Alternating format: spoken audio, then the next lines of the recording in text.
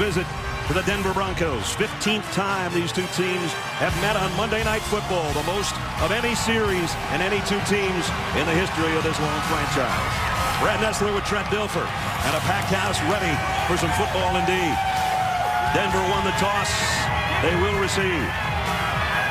Last year it was all Oakland in this series, Trent, as they rolled over the Broncos both times in the regular season. Amazing. Oakland Raiders sweep through the division. They have total ownage on the Denver Broncos. Last time in this building, the Raiders beat the Broncos by 45 points. This Bronco team better have a big chip on their shoulder tonight. Cassius Vaughn and Lance Ball are back deep, as you saw Sebastian Janikowski tee it up. 63rd time for the Raiders to be on Monday Night Football. They're kicking off and we're underway. And this one is out of the back of the end zone as Janikowski booms it. So Denver takes the field at their own 20-yard line, led by Kyle Orton.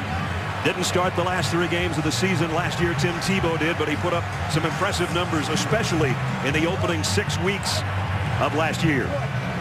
Brad, he started both 2009, 2010, very hot. He's a guy that has a plan. He knows the starting point in each play. Look for him to start off hot tonight. They'll start off with 2 tight ends as they both come over to the right side. Noshawn Moreno, the tailback, behind Orton. And Noshawn will get the call and gets a yard, and that's it. Let's take a look at the rest of the starting offense for the Broncos. We mentioned Noshawn, Larson, the fullback, Boyd and Royal, the wide receivers, and Fells as a tight end. Up front, Clady, Beatles, Walton, Cooper, and Orlando Franklin, the big right tackle, the rookie out of Miami. 2nd down and 9. Larson is in there now at the fullback spot in front of Moreno. Play action. Orton fires in the flat and got it to his fullback, and he's got a first down. They didn't use their tight ends a lot last year, but they don't mind throwing to the fullback here early for a first down. And I love the concept. Early on, put in 2 tight ends and a fullback, go hard run action, and slip your fullback, Spencer Larson. A hard matchup for any one of these Raiders linebackers to cover in the flat. Get a nice first down, keep those chains moving early. Larson, a guy that actually played both ways, linebacker and fullback, 3 years ago in a game against Atlanta. So he's a bruiser. He picked up 15 out to the 36-yard line. Orton snaps off the slant, complete. Brandon Lloyd picked up with 11 more and another first down. And this is Kyle Orton's favorite target. Brandon Lloyd, breakout year last year. He can do a little bit of everything. Here you see him in the slot. Outside releases, run the inside slant, and that's the arm talent Kyle Orton has to be able to get it in that tight window to his favorite target. So the Broncos move briskly out to the 47-yard line on their opening drive. Fells, the tight end, in motion. And Moreno trying to get to the corner, and Noshawn is not going to get there. Raider defense there to stop him. As we look at that defense, Houston, Seymour, Kelly, and Shaughnessy up front. Linebackers, Groves, Rolando McClain, and Wembley. And at the back end, Rout, Huff, Branch, and Johnson. No Nnamdi Asomugha back there, and that's a big loss. Free agent. It's now a Philadelphia Eagle. And because of it, you're going to see different schemes from the Oakland Raiders defense. You're going to see them play a little more zone than they have in years past. Here's a pitch to Moreno. Again trying to get to the corner and unable to. He lost yardage. That's a nice job in pursuit. Cameron Wembley, the outside linebacker, a loss of 6 on that one. This is what the Raiders can do. They can dominate at times up front with this front 4. You look at Richard Seymour, get off the block. You see Cameron Wembley set the edge, force it back inside. Then you saw a bunch of white and silver chasing the ball. That's what the Raiders want to be. They want to be a defense that penetrates and then gets all 11 hats to the ball, game tackle. Willis McGahee now flanking Kyle Orton in the shotgun. 3rd down at 15. Those 2 runs to the edge by Moreno that gained nothing and then lost yardage. You put him in a bad spot on 3rd down. And Broncos will take their first time out. Brad, that's something the Broncos can't afford. They can't afford to have those negative yard plays, especially in second down. They got a right tackle starting for him who's a rookie, who's going to have a hard time holding up in pass protection, Orlando Franklin. So you're going to have to help on him. So you get in these must-pass situations when the Raiders know you're throwing. Now they can pin their ears back. They got a bunch of dynamic pass rushers. It really puts the Broncos in a tough situation. Both coaches tonight in their debuts with these teams. Hugh Jackson, former offensive coordinator with the Raiders, but now the head coach, and John Fox after coming over from Carolina. His first spot on the sidelines for the Broncos. Third down at 15. Orton steps up in the pocket, comes short across the middle. On the run is McGahee, but he's not going to get to the first down marker. Jerome Boyd tracked him down, and the Broncos will have to give it up. Good decision by Kyle Orton. The Raiders secondary gets real soft. He finds his outlet receiver, Willis McGahee, and a really nice job by Jerome Boyd chasing the play down, not letting a small catch turn into a first down. Colquitt into punt. That's Nick Miller back deep for the Raiders.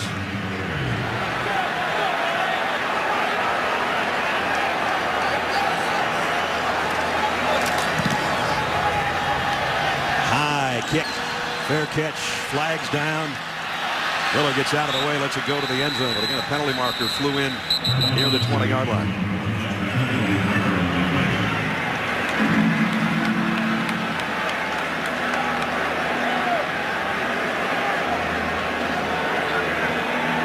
Jerome Boger, our referee, talking it over with the rest of the crew.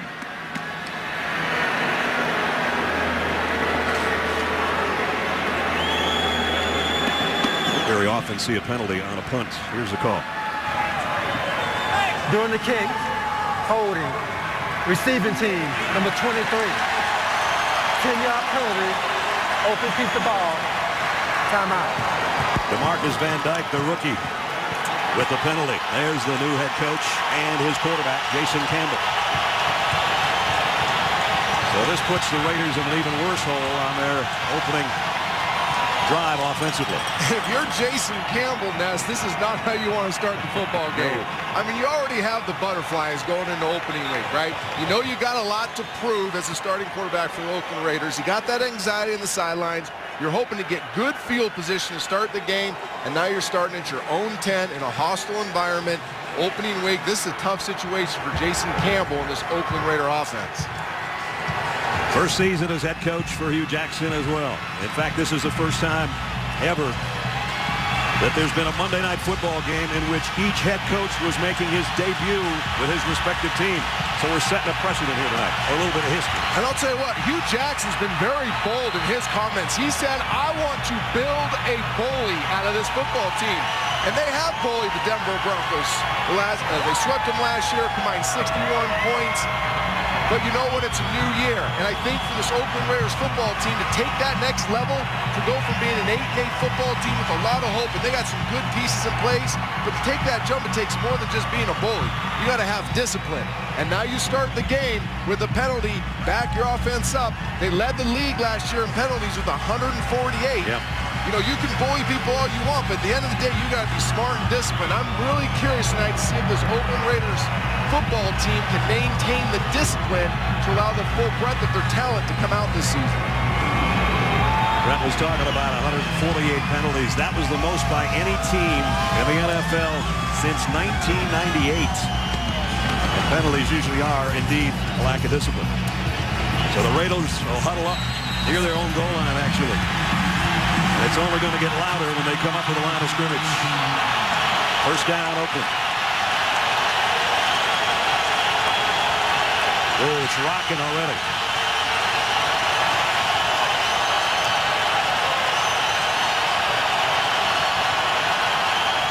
Jacoby Ford. And he lost the ball at the end of the reception, and the Broncos have got it.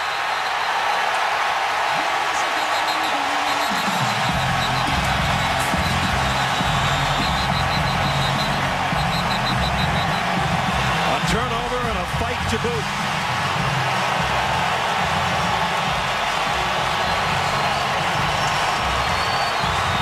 They line up in the shotgun. They want to get Jacoby Ford the ball like they do early in all games on a quick little slip screen. And this is just a great hit. Defender comes up, puts his helmet on the ball, knocks out, and then you see all those orange jerseys. Watch this. You see the hit, and now here comes a bunch of orange getting in there, knowing to get the football. And this is what I'm talking about, Brad.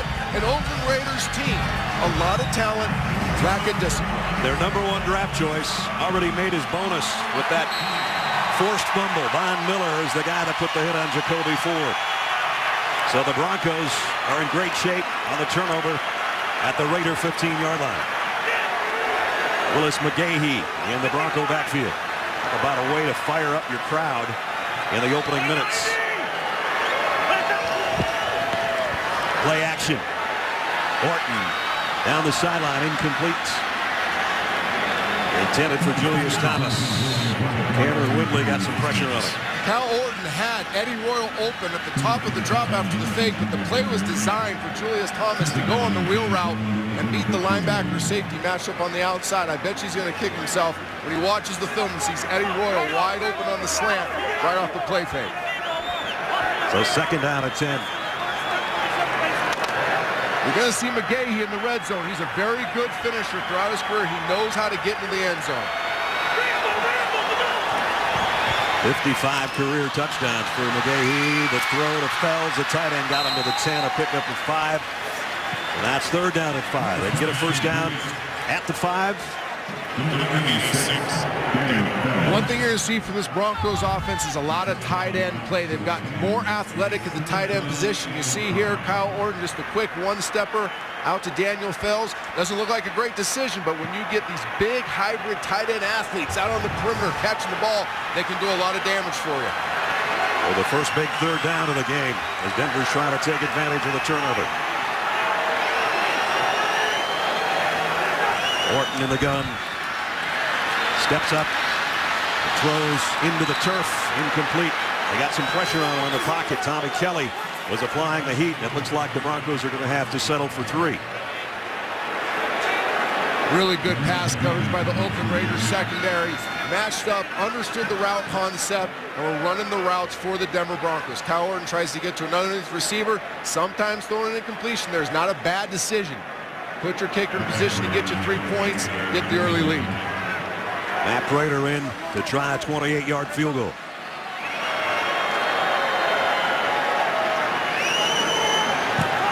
Kick is right down the middle.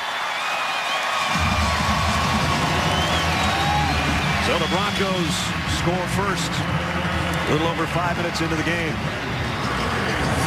It all started with the hit by Von Miller on Jacoby Ford, who fumbled. That led to the field goal. You got to feel pretty good there if you're the Oakland Raiders defense. You turn it over on inside your own 20.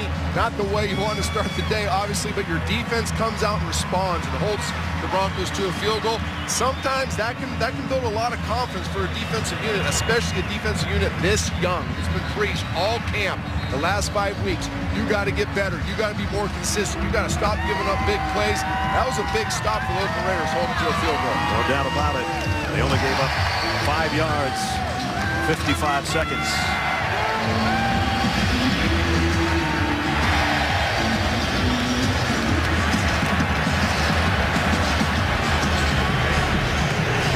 And we welcome those of you that were watching. Tom Brady put on quite a show in Game 1 of our doubleheader.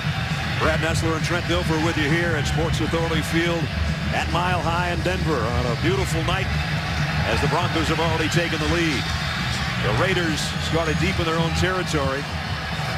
Threw a pass to Jacoby Ford. It was hit by the Broncos' #1 draft choice, Von Miller. He fumbled, but the Raiders defense held the Broncos to just a field goal. That's where we are right now. And the kick out of the end zone, so the Raiders will work their second offensive set from the 20-yard line. Jason Campbell, his 7th year now in the NFL. After his stint with the Redskins, and now is solidly the quarterback of this Oakland Raider team. Seemed very confident when we talked to him yesterday, Trent. He did. He likes this young group of skill position players, starting with Darren McFadden. But I'm very curious to see how they respond to the opening drive fumble. See if they can respond and put together a good drive here. Darren McFadden, who had a great year last season, gets a pitch on first down and picks up almost 10. Put his helmet into the thick of the Bronco defense and bounced off for 9 yards. Watch Marcel Reese, number 45, the fullback. Really athletic guy, growing in as a blocker. And if you can get Darren McFadden the edge, if you can get him on the edge of the defense, this is a fast runner, but an explosive runner too. He knows how to convert speed to power, makes him hard to handle on the edges. That's where most of his big runs come. He's going to be in a dual backfield now with an even bigger guy, Michael Bush.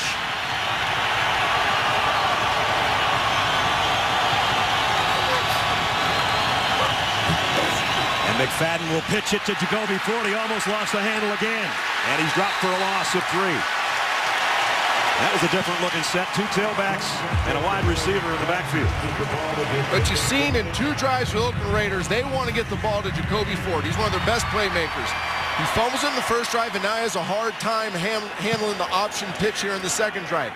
Sometimes as a coaching staff, you can outthink yourself, trying to get your playmakers the ball early instead of just settling into a rhythm, letting the nerves calm down, trusting that those plays will come in the course of the 60-minute game. Third down and a long 4.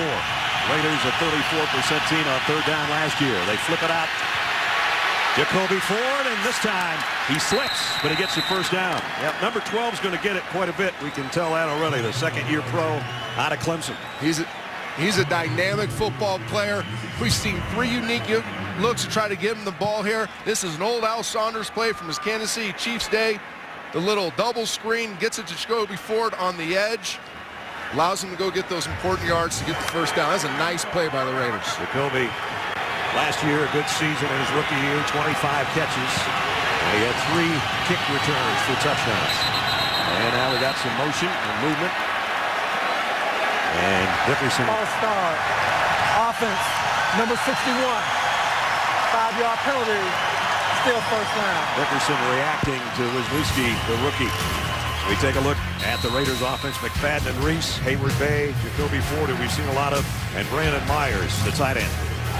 Bell here, Wisniewski, who just had the penalty call on the rookie out of Penn State. Sattelli, Carlisle, and Barnes, the group in front of Jason Campbell.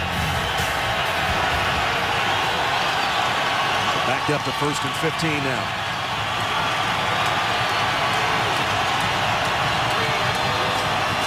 McFadden off the left side, picked up about 4 against the Bronco defense. And again, the game is chippy already. There's a lot of shoving going on after virtually every play. The Broncos defense, Ayers and Bunkley, Dickerson, and Dumerville, they're certainly happy to have back. Von Miller, the number 1 draft choice, already made an impact in this game with a forced fumble. Mays and Woodyard, the other linebackers. On the back end, Champ Bailey, the 10-time Pro Bowler. Brian Dawkins in his 16th year with Moore, the rookie, and Andre Goodman. A lot of experience for the most part in the Broncos secondary, with the exception of 1 rookie back there. Second down and 11.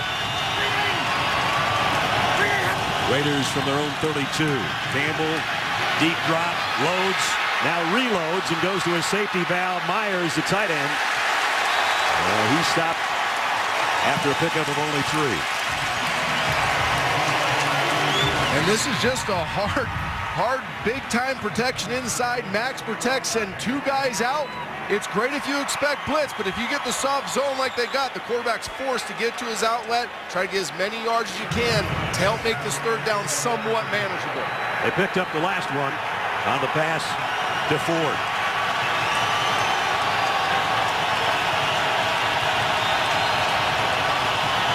They're down and 8. Campbell in the shotgun. Feels the pressure, rolls to his right, and throws it on the ground. Time for a Raider punt.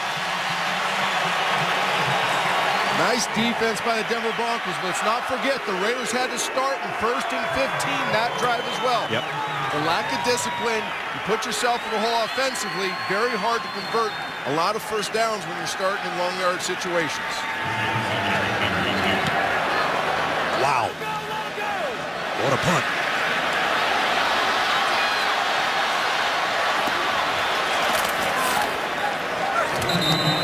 54-yard kick. For those those of you who'd like to see the rest of this game, stay with us on ESPN. We'll be back with these messages.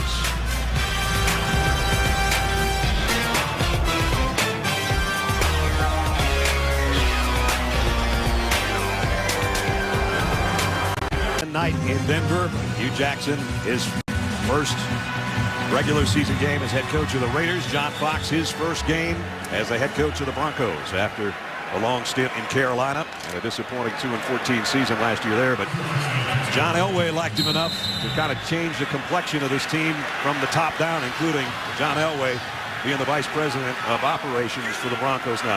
Nice to have a Hall of Famer and two-time Super Bowl winner running the show. Kyle Orton zips it complete, and it's first down. Daniel Fells, 11 yards. The second time he's hooked up with them. And last year, there was only 27 receptions by the Denver Bronco tight ends, and they're using them tonight already. Talking to Kyle Orton, he loves his matchups, his tight ends, his backs on the linebackers of the Oakland Raiders. You've seen it a little bit so far, but he's got these athletic tight ends, athletic backs. He wants to get them the ball. And pickup of about 4 for Noshan Moreno. Matt Giordano made the stop. We got a flag down.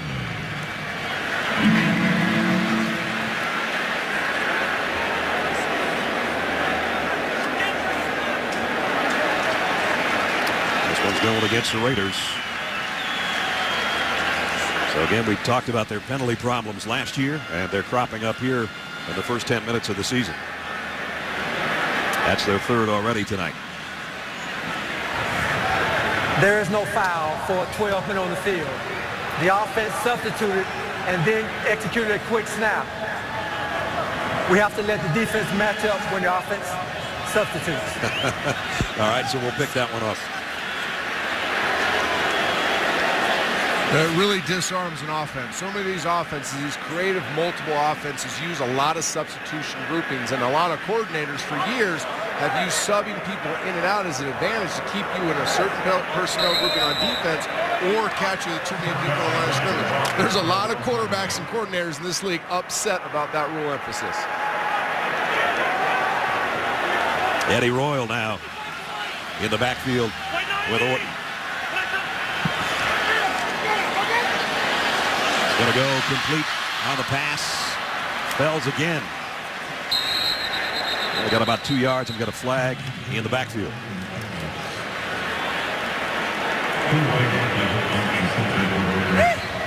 Holding. Offense. Number 74. 10-yard penalty. Replay. First down. So both teams guilty of some early penalties here. And that was Orlando Franklin, the rookie right tackle. And this is a big man, Orlando Franklin, the rookie tackle. Powerful in the run game, struggles a little bit in pass protection. He's got to find his way, although right there, I didn't see that as a whole. I didn't either. Orlando 6'7", 330-pounder.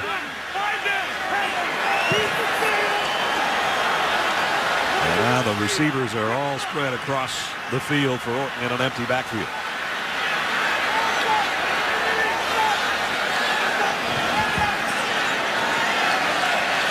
Pass is tipped and incomplete. John Henderson got a hand on it at the line of scrimmage. One thing about the Oakland Raiders defensive front, they're a talented bunch, but they're a big, big bunch. And not only can they push those guard and center inside, but they get their hands up. There's some veteran guys up there that understand on the quicker drops, empty sets, the ball's coming out quick. So as you're trying to get back in the backfield, get those hands up, knock the ball down. A lot of big plays come up for defense from defensive linemen, knock the ball down. So now second down and 20. And Orton will get the draw play to Moreno. Noshan cuts outside. Got 5 or 6 before Johnson and Branch bring him down. One emphasis for the Oakland Raiders this year is playing more zone in the back end. They gave up a lot of big plays in the run game last year. A lot of it because they're man coverage. And their back is to the runner running off with receivers. Playing more zone allows the secondary people like Stanford Route did right there to have their eyes in the backfield, shed the blocker, and turn runs into short gains. Second time tonight, 3rd and 15 for the Broncos. Here comes a blitz from the safety. And they pick it up, and Orton fires across the middle. Short of the first down is Brandon Lloyd, courtesy of Chris Johnson. But they definitely picked up the blitz, and it was coming like a freight train.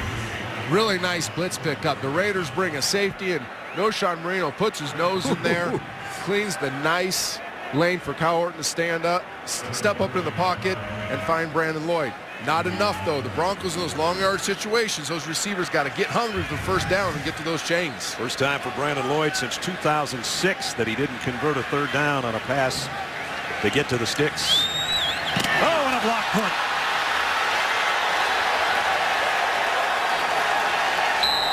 Darryl Blackstock got in there. It's going to end up being about 4 yards on the punt.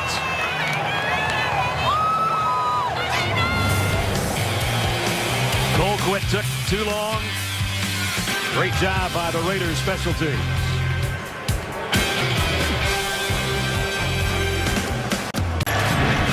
(3-0) Broncos with 3:02 remaining in the first quarter. But now the Raiders have got great field position after Blackstock blocked the Colquitt punt. The Raiders work at the Broncos 42-yard line. 3 wideouts all to the top of your screen, but the give is to McFadden straight up the middle. And flags fly again. And again, we've got a little extracurricular activity after the play. Raiders don't get along with the Chiefs, and they don't get along any better with the Broncos. I don't know how they do with the Chargers. I don't think they get along with anybody. That's pretty much what I was getting at. I think they take pride in that. Yeah. There's no flag for illegal formation.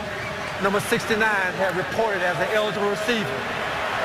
Second down. That's the second time we will pick one up. Let's go back to the block punt, Trent. And look at number 30, David Bruton right there. Backup safety from Notre Dame. He's the personal protector. He's looking inside. He should be helping on the outside on Blackstock. Tough weekend for the Golden Domers, huh, Ness? No doubt. Especially at the big house. It'll be a third down coming up. Joe Mays made the tackle on McFadden.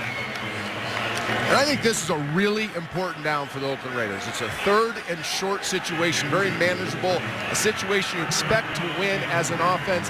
They finally got some good field position. They overcame some early game jitters, some penalties, a turnover. I think they need to convert this play right here, put points on the board to gain confidence as a young group.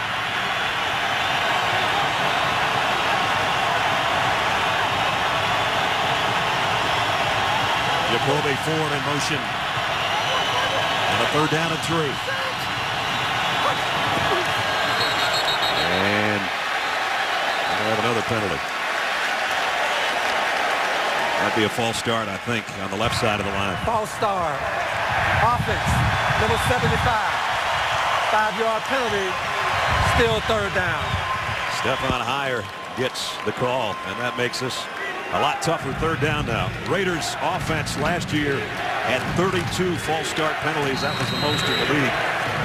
And that one definitely cost him. And I go back to the discipline we talked about at the beginning of the show. A 3rd and 3, very manageable. You're going to win it down for the offense. Now you're 3rd and 8, which is like an 0-2 count as a hitter in baseball. 4 wideouts now for Campbell. 3 bunched to his right. And another penalty marker down, and it might be the same guy. False start. Offense, number 75. 5-yard penalty. Third down. Well, Stephon's making a name for himself, but not the way he'd like.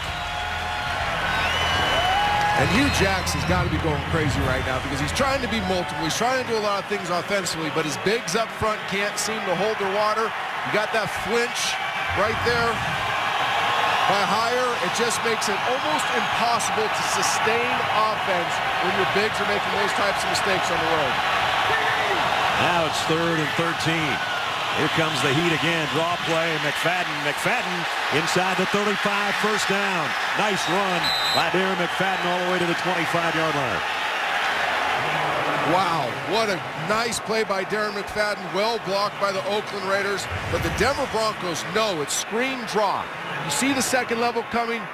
Then Champ Bailey, playing in the nickel for the first time in his career, comes up for run support, loses his footing, and gives Darren McFadden the ability to get the first down. 20-yard pickup on 3rd and 13. And that's the kind of explosive back. He had 14 rushes of 20 or more yards last year. And that one sets up his team at the 25-yard line. This is Reese, the fullback. And he's got 10. Maybe more than that. And I think Marcel Reese is really the X factor in this Raiders offense. Jacoby Ford's the big play guy. Darren McFadden's the bell cow back. But Marcel Reese is a matchup nightmare for other teams. He's a fullback. Put him on a reverser. This is your fullback on some type of old school West Coast sweep to the left, almost like a reverse. This guy was a receiver at the University of Washington, turned himself into a fullback, becoming a better lead blocker, but gives you that advantage in the run and pass game. And packing 240. Yeah. Now down to the 10 goes Michael Bush. So a little bit of everybody getting in on the act on the ground game here for the Raiders on this drive. I'm watching tape of the Raiders in 2010, and I see Marcel Reese on consecutive plays do stuff that was unbelievable. We've already played a quarter. Denver's got the lead by a field goal.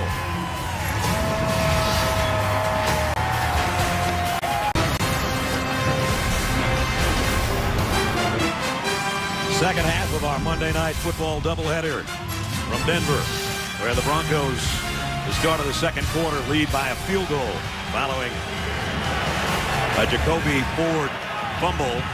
That led to the field goal. And now the Raiders, as we switch ends, driving deep into Bronco territory.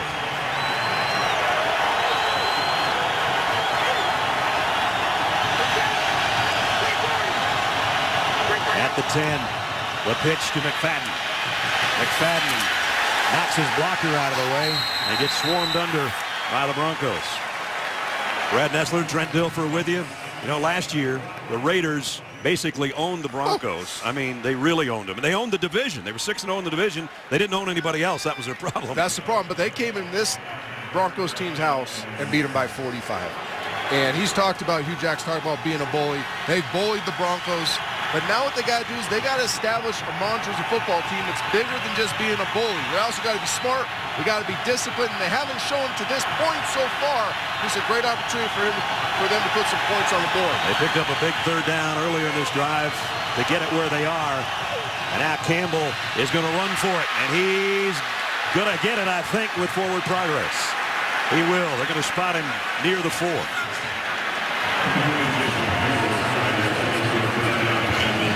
Now they put it right on the line.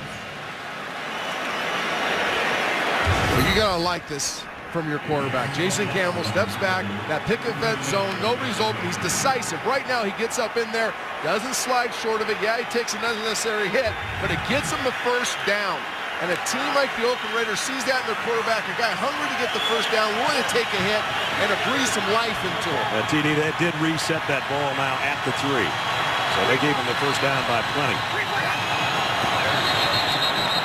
John Fox showed some serious speed running down the sideline to call that timeout. He did, because there was a guy wide open. Darius Hayward-Bay was all alone in the flat. I don't know if they're completely short a man or if nobody was out there. Either way, they probably saved themselves a touchdown, at least for the time being. 13:33 and a half. Broncos 3-0.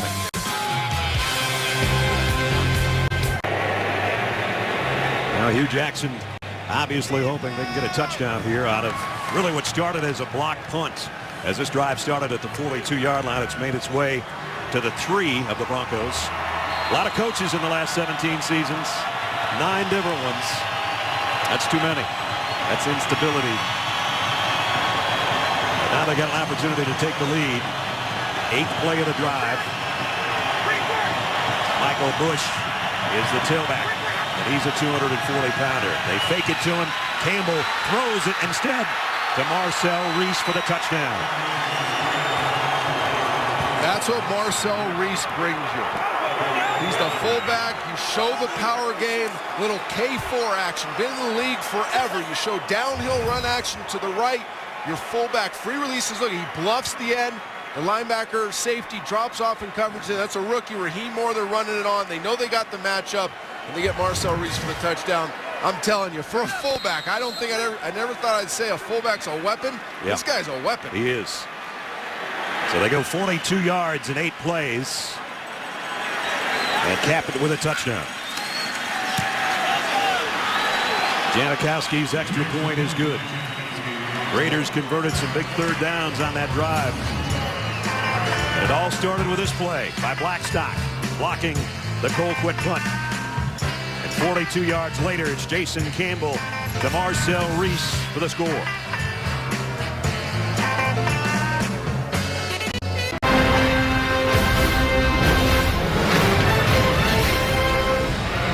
Raiders and Broncos on Monday Night Football. Jason Campbell caps off the 42-yard drive with his first touchdown pass of the year.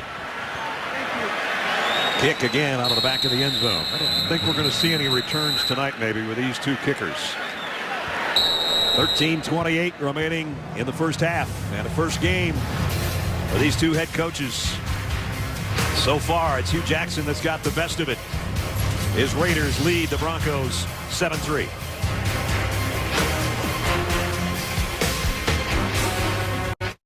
So the Broncos start at their 20-yard line. And the ball is out again.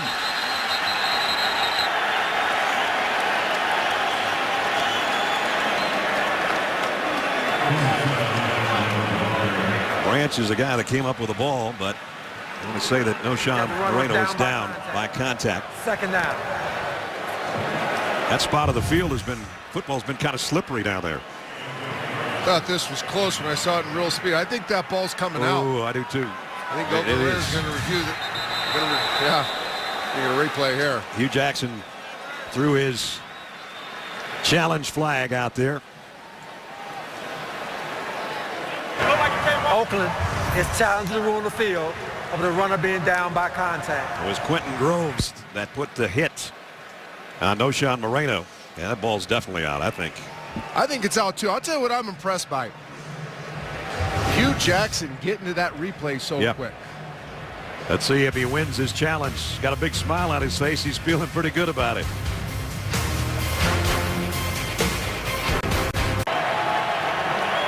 After two gorgeous days in the Denver area, all of a sudden we got rain coming down. And Hugh Jackson. After reviewing the play, the ruling on the field is being reversed to a fumble. The ball came loose prior to the runner being down by contact. It will be Oakland's ball, 1st and 10 at the 23-yard line. And Hugh Jackson has won his challenge, and he's got the football back for his team. And I'm impressed with how quickly they executed that challenge from the Raider staff. Congratulations to Hugh Jackson, first-time head coach. The mechanics between getting the information from upstairs to downstairs, believe it or not, that's a challenge for young coaches, and the Raiders were right on top of that, and allows them now to have great field position and go into strike mode on offense. So first they block a punt and take over at the 42. Now they force an Noshan Moreno fumble, and they start at the Bronco 23. This is a gift package right now. If the Raiders can get points out of this, the Broncos defense needs to stiffen. McFadden trying to get around him, and they are going to do a nice job dropping McFadden for a loss of 3. Von Miller, penetration, getting upfield right now, just exploding off the line of scrimmage is what causes Darren McFadden to pause and allows the rest of the defense together. Look at that get off right there, up the field, forces Darren McFadden up inside of him, and now allows all of his teammates, Mays and everybody else, to get to the football and bring down McFadden. Brent, this will be a win for the Broncos defense if they can just force a field goal out of this deal. Absolutely. 4 wide receivers for Campbell. Jason in the shotgun on 2nd down and 13 now.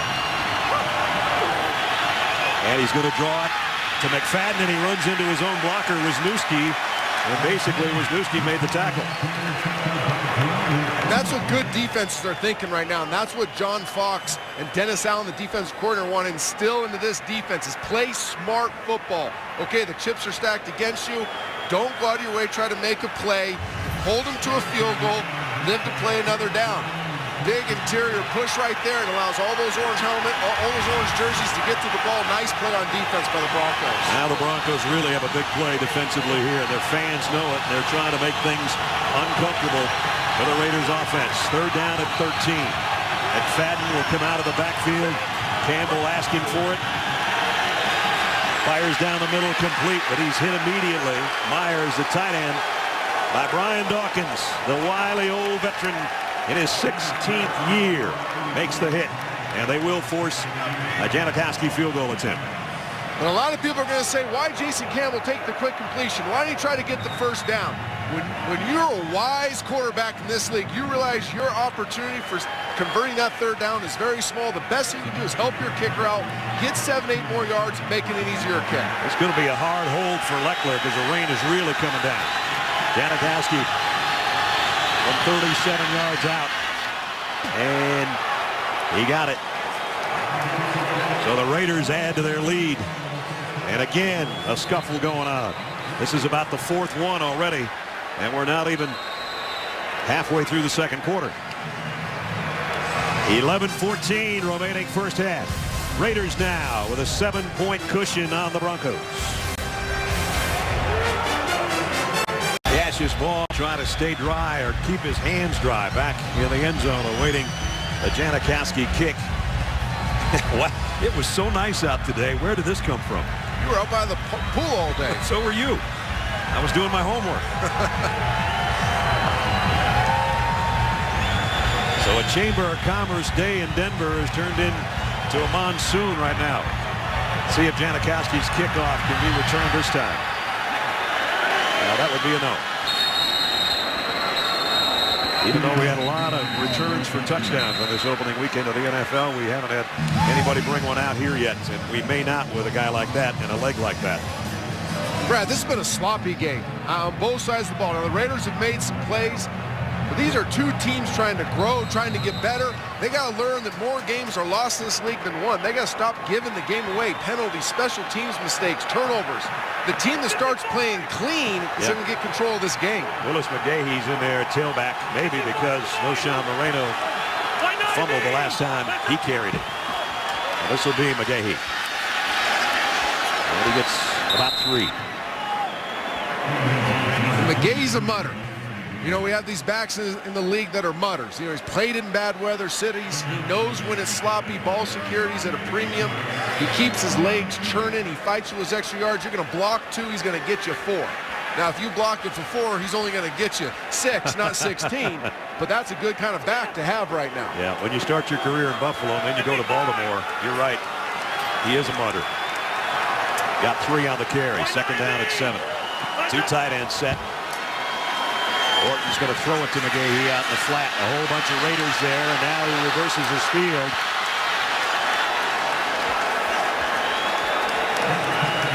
Shaughnessy holds his ground and makes the stop. Nice penetration there by the Raider defense. Yeah, nice pursuit by the Raiders at first to make him cut it back. The nice job by the backside of the defense, too. Quentin Groves, 52, staying home backside. Not over pursuing and allow a broken play like that to turn into a big play. Good team defense by the Oakland Raiders. Moreno back in there now, but as a receiver, as it'll be Orton in an empty backfield. 3rd down at 10. 3rd time the Broncos have had 3rd and 10 or longer. Orton steps up. Now he's going to take off on his own, and he's got it. And then some. And slides with a 13-yard gain. Nice run by Kyle Orton. Nice play by Kyle Orton, not a guy that's known for being the fleetest of foot. Some would say athletically challenged. I would say he sees the first down, makes a nice little move right there. Gets enough yards for the first down. Sometimes you just have to be a good enough athlete to move the chains. And he was. So they pick up the 3rd and long. 69. Haven't thrown a pass to Eddie Royal yet tonight. And he's a guy that matches up well in this kind of weather. Sudden athlete, in and out of breaks. They were thinking about it, but they go to McGahee, the safety valve, and a flag down as McGahee picks up 5 before Orlando McClain tracks him down. And let's see what the penalty marker's about. Stanford route had a whole lot of Brandon Lloyd's jersey right there, trying to prevent him from running the slant. Defense, number 26. 5-yard penalty, 5-yard penalty, automatic first down.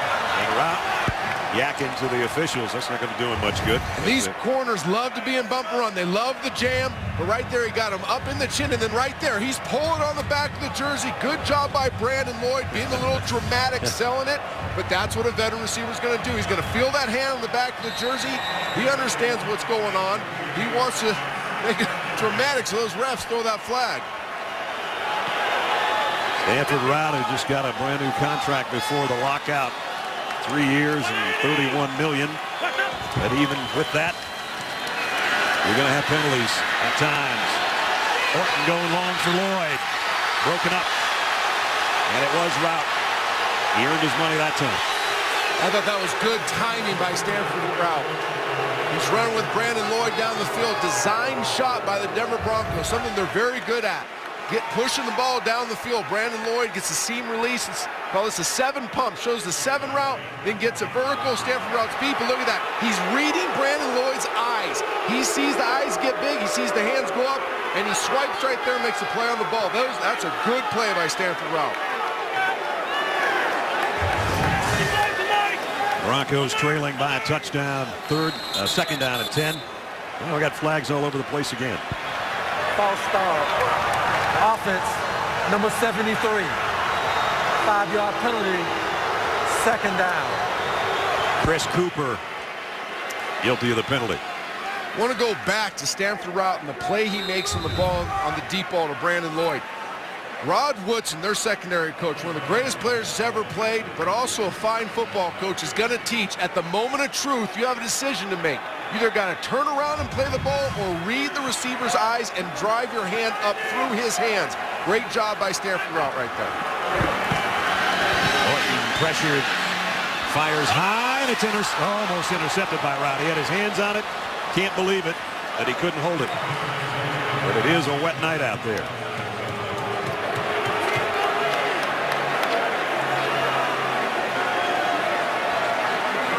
Talking about the Raiders and some of their assistant coaches. Not bad to have Rod Woodson, a Hall of Famer, coaching your corners, and Kevin Ross, about a 10-time Pro Bowler, coaching your safeties. Absolutely. And this, we talked to Richard Seymour, and he said this defense has the potential to be dominant, but then we have these mental lapses, a lack of detail, and it's 5 plays a game that are killing us. So far, we haven't seen one of those 5 plays. Good defense by the Raiders so far. Third down at 15. Raiders show blitz, and they'll bring it. Orton is in trouble. And he's just got to throw it as far as he can to the sideline. Tommy Kelly was applying the heat on the Broncos quarterback. And we've got more flags.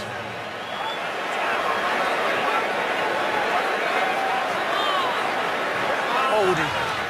It's going to be a holding call in the middle of all of that. We'll just decline that and force the punt. But Jerome Boger will tell us who the guilty party was anyway. Maybe. Holding. Offense, number 73. That penalty is declined. Also holding. Offense, number 78. That penalty is declined. All right. Brad, I've been part of some good defenses. I've been lucky enough to be around some great ones in my time in the league.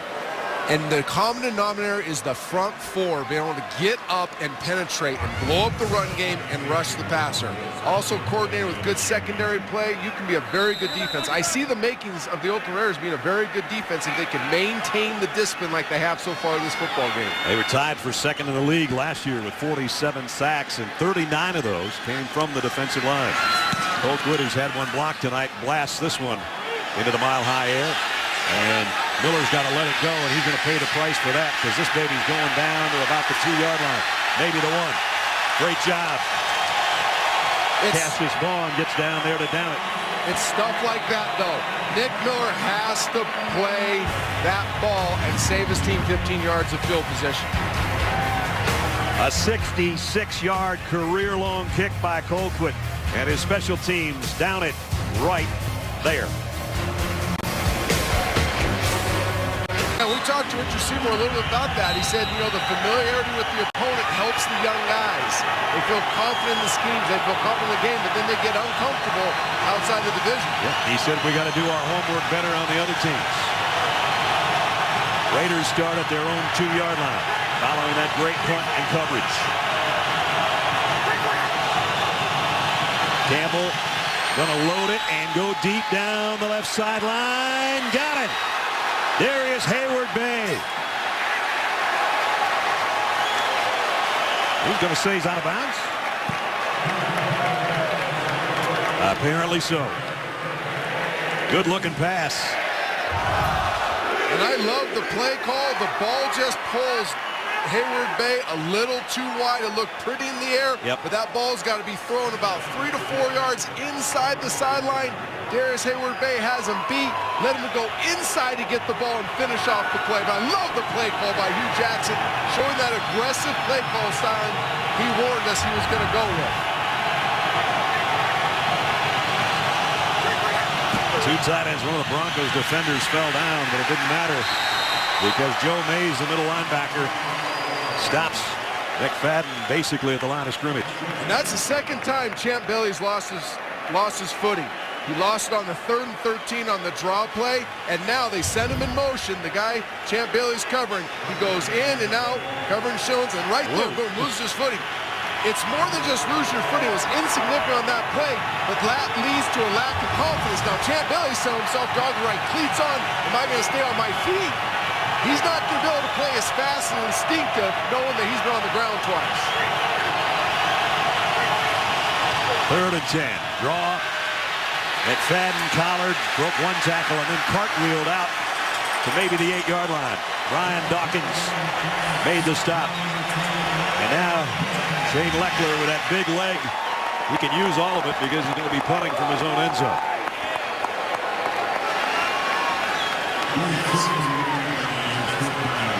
First punt went 54 yards. His career average is over 47, which is the best in the history of the NFL.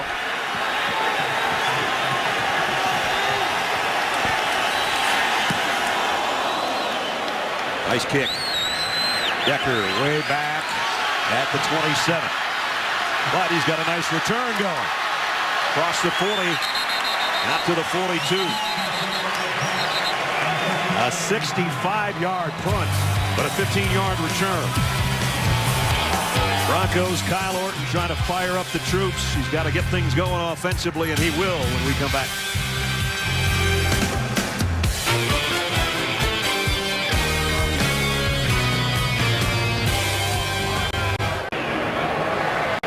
There was a penalty at the end of this punt return. You're going to see Lance Ball, number 35, come into the screen at the end of the play after the punt return, and whoop, that's going to cost you. And he got a couple of shots in. I think it was the second one, too. I think the refs were going to give him a hall pass on the first one. Then he went and did it again, cost his team 15 yards. So that takes away some nice field position after Decker's 15-yard return. We've had a 66-yard punt going one way by one guy and a 65-yarder going the other way in rainy conditions, although not raining quite as hard right now.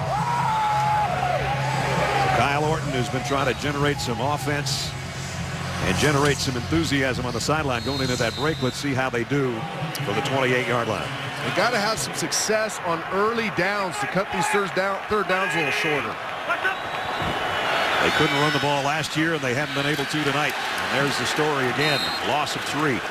They were 26th in the league in rushing last year, and so far McGahee and Moreno have not been able to get going here this evening. It's the front four of the Raiders defense. They're getting so much penetration. They're eating up blockers, and these linebackers for the Raiders are just running untouched, being able to make tackles in the backfield on these Broncos runners. McGahee stays in there on second down at 13. Orton looks right and left and now fires across the middle, and he's got his man, the tight end, short of the first down, Julius Thomas, but he did pick up 12. And of course we have another flag. Holding. Offense. Number 50. 10-yard penalty. Replay. Second down. J.D. Walton, the center, guilty this time. It is impossible to get any rhythm going offensively when you have negative field position to start with, and now you get a nice play and it gets called back for holding. Right there, Lamar Houston. Yep, Lamar Houston, a guy with a high engine, frustrates the center, draws the holding penalty, and Kyle Orton's just saying, what do I have to do to generate some offense now? Finds himself in a 2nd and 23 situation here. Way back at the 15. Raiders going to bring the blitz. Orton throws the deep out, incomplete, intended for Brandon Lloyd. And we got a penalty marker down on probably Chris Johnson, I guess. TD, we might be here until 3 o'clock in the morning at the rate we're going with the flags. Illegal contact. Defense, number 37. 5-yard penalty, automatic, first down. Talked about how these corners like to be in bump and run. They know that Brandon Lloyd's the issue for the Denver Broncos. Boy, I don't know about that one either. Call a little Chuck a little too far down the field, but that's a rough one on Chris Johnson. He only had 2 steps, unless he made up 6 yards in those first 2 steps on takeoff. That was close. At any rate, gives him a first down. That's a gift right there. Yep. Orton has time and delivers a strike. Same looking play to Lloyd. Only this time it's complete. Pickup of 16. Every good offense in this league, when things are going bad, you have a go-to guy, a go-to combination. For the Denver Broncos is Brandon Lloyd, Kyle Orton, working route combinations right there. Nice little inside release, then gets back outside on the pivot. Kyle Orton feels it. Now they've picked up the tempo offensively. This is a good move by the Denver Broncos. Go without a huddle at the 36. Orton finally got the rhythm going, and he's got Brandon Lloyd, his favorite target, going too. Brandon Lloyd, everybody says, where did this guy come from last year with the huge season he had?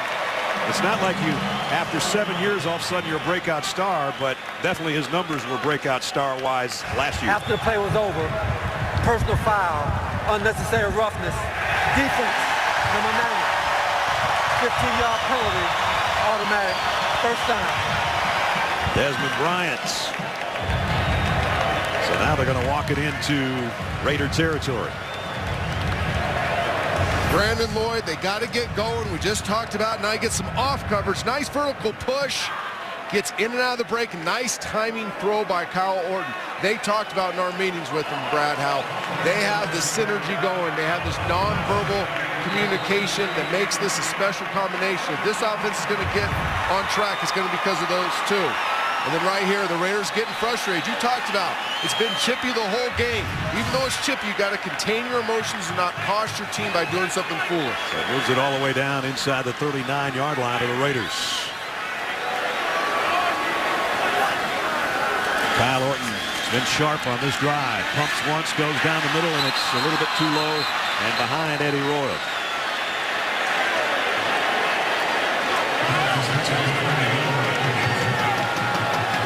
.425 all that remains in the first half. Oakland, a 3-yard touchdown pass by Jason Campbell and a Janikowski field goal, and they lead 10-3. Denver was second down and 10. Here comes everybody from the Raiders, and Orton got whacked when they let go of that ball. Matt Giordano on a safety blitz. Second time he's come. They picked up the first one, but not this time. Nice job by the Oakland Raiders defense. You got Giordano getting ready to come down right now for this blitz. The Raiders know they're bringing pressure. Good blitzing teams. Orlando McClain understands when you're blitzing, the ball has to come out of the quarterback's hand now. If you're not getting home, get your hands up, because it's going to be a short throw and you can knock it down. Nice defense by McClain.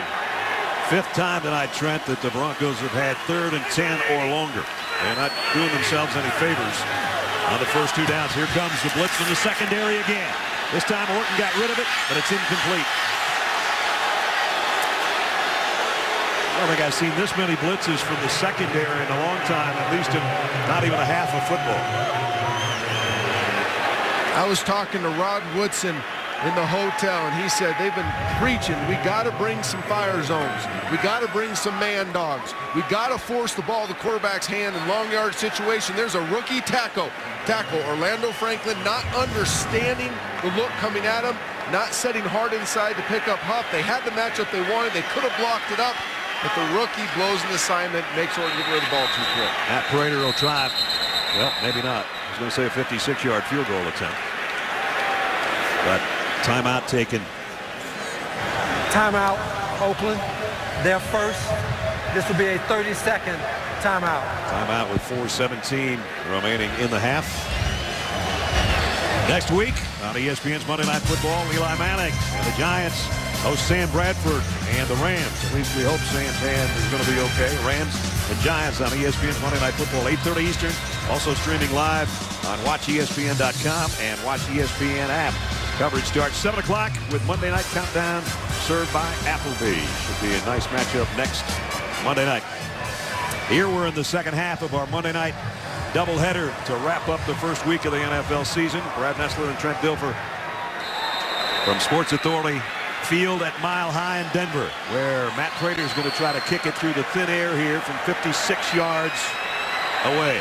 Career long is 59. The kick, whoa, knuckleball. Never had a chance. That one looked like a jet stream hit it or something right after takeoff.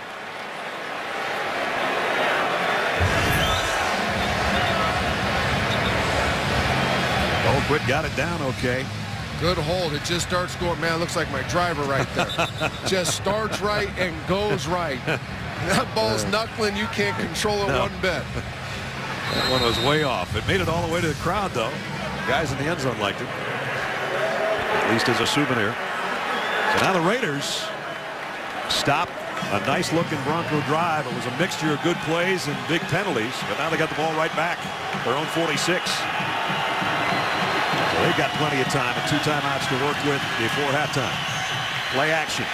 Campbell flips it out to McFadden. McFadden with a little hurdle job. Out of bounds. Andre Goodman knocked him out after he got 6. McFadden, a heck of a receiver, too, coming out of the backfield. We talked about how dangerous he is as a runner. Something has happened a couple times this game. The Raiders bring 6 offensive linemen in the game, and each time they've done it, they've gone play action pass, and the Denver Broncos have been in the perfect zone coverage. I bet you the Broncos have a tip on the 6 offensive line package for the Raiders by the depth of the back or something else tipping them run pass. Second down at 4. Keep it on the ground to McFadden. And he fights for extra yardage. He's going to be about a yard shy, though. Brian Dawkins holding on for dear life to make the tackle. Third and short. And for the most part, this Broncos D is held up pretty good. They've given up 1 bad play on 3rd and 13 on a draw. They've done some good stuff. It's just been the penalties and the bad field position has cost them. And Campbell's going to try to do it himself and appears to have it on the quarterback sneak. Only needed about 2 feet. And I love that by Hugh Jackson. That shows me that they have maximized their time in training camp. It's a short yard situation. They went high tempo offense right now, got up in a formation. They know they only need a little bit of yards. Go with Jason Campbell on the quarterback sneak. He's a big old hoss. I really like that by Hugh Jackson's offense. Campbell on a toss to McFadden. Got the corner, got a great block. McFadden. Then he puts his head down and makes the tacklers pay at the end. Marcel Reese, the fullback, got a beauty of a block that sprung McFadden for his second 20-yard run of the night. I'm telling you, Marcel Reese, this is my guy. He is versatile. You watch him on film, he does everything right here. I love that he goes down, chops down Woodyard with the cut block, allows McFadden to get the edge. This guy, I'm telling you, for this offense, he is key. Campbell now the quick throw out to Hayward Bay, and he got to the 20. Champ Bailey stopped him. Again, Marcel Reese tonight has done a little bit of everything. Watch this block on Woodyard. And this is an ex-wide receiver in college. Let's not forget that. It's not easy to become a blocker. People think, well, put on some weight and go hit people. It's not that easy. There's technique, there's sight lines, there's angles you have to take. You have to understand defenses. Great job by Marcel Reese. 2-minute warning. Raiders leading the Broncos 10-3. Coming up at the half, it's a Toyota halftime show. Talk about the Patriots and Dolphins highlights. Sam Bradford injury update. The fastest 3 minutes with Chris Berman. And here at the 20-yard line at the 2-minute warning, the Raiders trying to drive for more points. McFadden, and he got collared over there on the sideline, and with that comes another penalty mark. It'll be a horse collar, I think. Fadden's had a big first half. We talked about both games last year. He went over 100 yards on the ground against the Broncos, including a career-high 165 in one of those games. And Darren's had a big first half here, but he's got a little kink in his neck after that last tackle by Ayers. On the tackle, personal foul, unnecessary roughness, defense, grabbing the helmet, opening of the runner. Half the distance to the goal, first down. Here's another look. And this is what speed does, okay? When you have speed like Darren McFadden has it, it makes defenders panic. So they know they can't get there instinctively. Ayers knows he can't get there, reaching out, trying to grab anything, gets a helmet, costs him 15 yards. And that is still moving his neck, trying to loosen it up. And now we got motion on the right side of the line for the Raiders. False start, offense, number 69. 5-yard penalty, still first down. Philippe Barnes, the right tackle. We'll see him take off early. Oh, just when they had it down. This Raiders team could be so good, Brad. You study it on tape, you look at the personnel, you see the coaching staff, great coaching staff. They just got to get discipline and stop the foolish stuff. Had it inside the 10, and now it's at the 13. Michael Bush, the tailback, gets the call. Only a couple. Nice job defensively. Von Miller, that #1 draft choice out of Texas A&M, the #2 overall pick in the draft. He's had some big plays tonight. He forced a fumble on the opening series. And we got another penalty marker on the play. Defense, number 98. 5-yard penalty, automatic first down. All right, well, there's another automatic first down, and that hold is on Ryan McBean. Shocking, another flag. Isn't it? It's first and goal at the 6. Ryan McBean trying to hold off the double team. Oh, just takes the tally. Nice takedown. Oh, this isn't wrestling.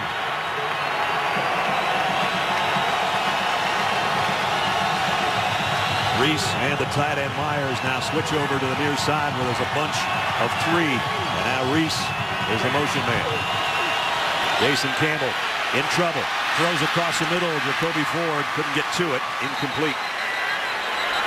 And we got a little bit of an altercation going again. Seemingly on every play. John Fox is fired up about something on the sideline.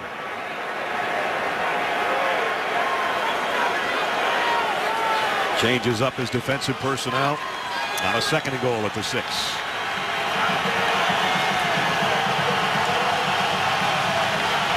Raiders trying to make it 17-3 here before halftime.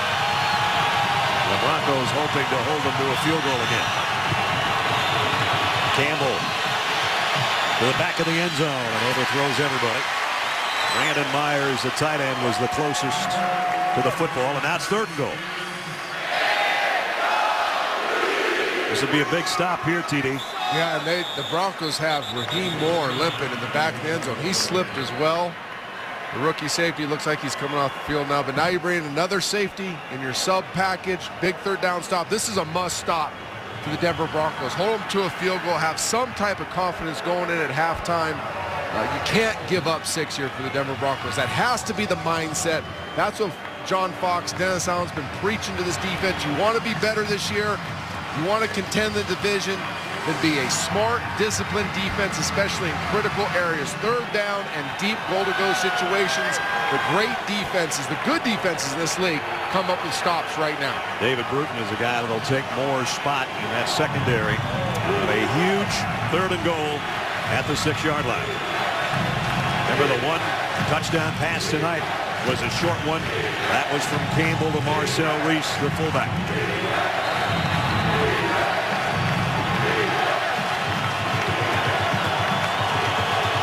Darius Hayward-Bay will go out to the left side with Denarius Moore. The 2 wide receivers, tight end and the fullback, are both tucked in on the right side. Now Moore in motion. Third and goal. again, some movement on the line.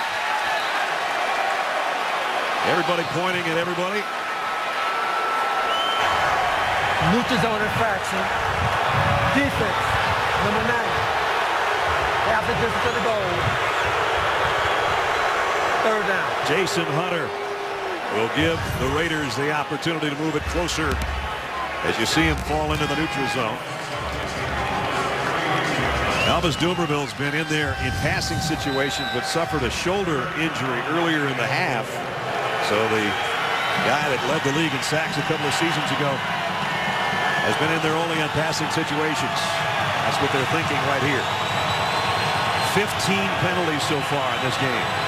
3rd down and goal for the Raiders. Jacoby Ford in motion. Campbell in trouble. Across the middle, it's knocked down by the guy that just took Raheem Moore's place, David Bruton. Nice play. Nice play. Wait till you see Von Miller as he rushes the edge right there, and the effort he gives to get home to Jason Campbell and force the ball out of his hand. Look at the rookie in the bottom. Oh, I'm sorry. Von Miller's inside. Von Miller's inside. This is Dawkins coming off the edge. The 16-year. I saw a flying orange jersey in the air. I didn't know who it was. What a great play by Brian Dawkins. Brian can still get up for 16 years in the league, can he? Janikowski, 21-yard field goal attempts. Just a chip shot for him. But boy, that's a big play for the Broncos defense, because 17-3 going to the locker room. Things aren't looking so good. 13-3 you can handle, or maybe they've got time. They're out of timeouts, but they do have 127 to work with.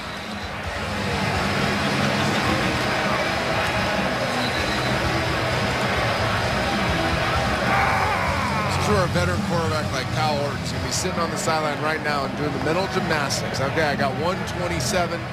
I got no timeouts. I know how I got to play football. Down, time is more important than downs. I got to clock the ball every time I get a completion. If I can get 3 points out of this drive, most likely I'm going to start at my 20, because every kick in the NFL is going in the end zone or out of it right now. So he's right now methodically thinking in his mind, okay, where are my matchups? How do I get completions? If I have a completion in the middle, I got to get my team up to the line of scrimmage right now, clock the ball, get as many plays as I can get in this small amount of time, hopefully put my kicker in position to put 3 on the board before half. Brandon Lloyd has been his favorite receiver, at least was the last series offensively for Denver. Jason Campbell next to his head coach as Janikowski kicks this one almost out of the stadium again. A lot of changes for the Broncos, and it starts right at the top, not with the owner, Pat Bowlen, but with the guy that's running the show now, the Hall of Famer, 2-time Super Bowl winner, John Elway, Executive Vice President of Football Operations. Couldn't have a better guy running the show. Nope. Whether it's in between the lines or now running the organization. He's taking the same passion that made him a Hall of Fame football player, and he's applied it to this new role. It's amazing to see the fire in his belly. Kyle Orton, the quarterback, in the shotgun here with 1:27 remaining in the half. Steps up and goes down. Nice pressure again in the pocket, and Richard Seymour, the old man of that defensive front, in his 11th year out of Georgia, with the sack. This front four of the Oakland Raiders is dominating the Denver Broncos offensive line. Richard Seymour getting the penetration, but keeping his eyes in the backfield. He knows the quarterback's going to climb and look for an alley. He can come off and make the sack. 2nd down at 12. Orton deep, the middle, tipped, incomplete. Orlando McClain got back there. You hear personnel guys, you hear coaches talking about length and size of certain position groups all the time. Orlando McClain is one of the biggest inside backers you'll ever see, and it's his length right there, his athleticism. The size allows him to make that play.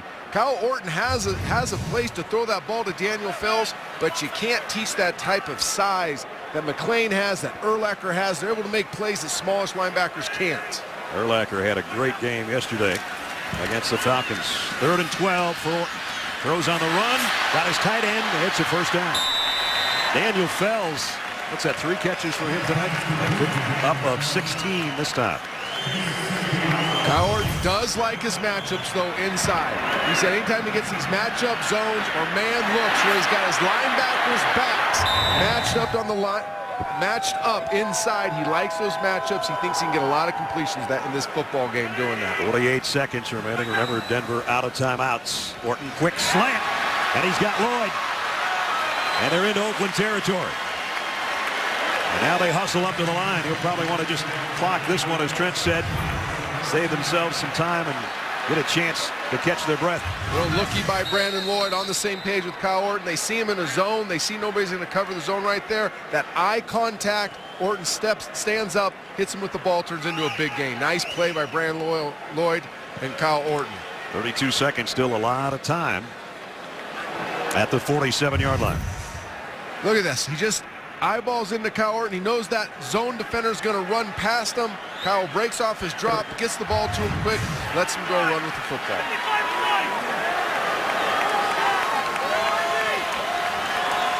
Second down and 10.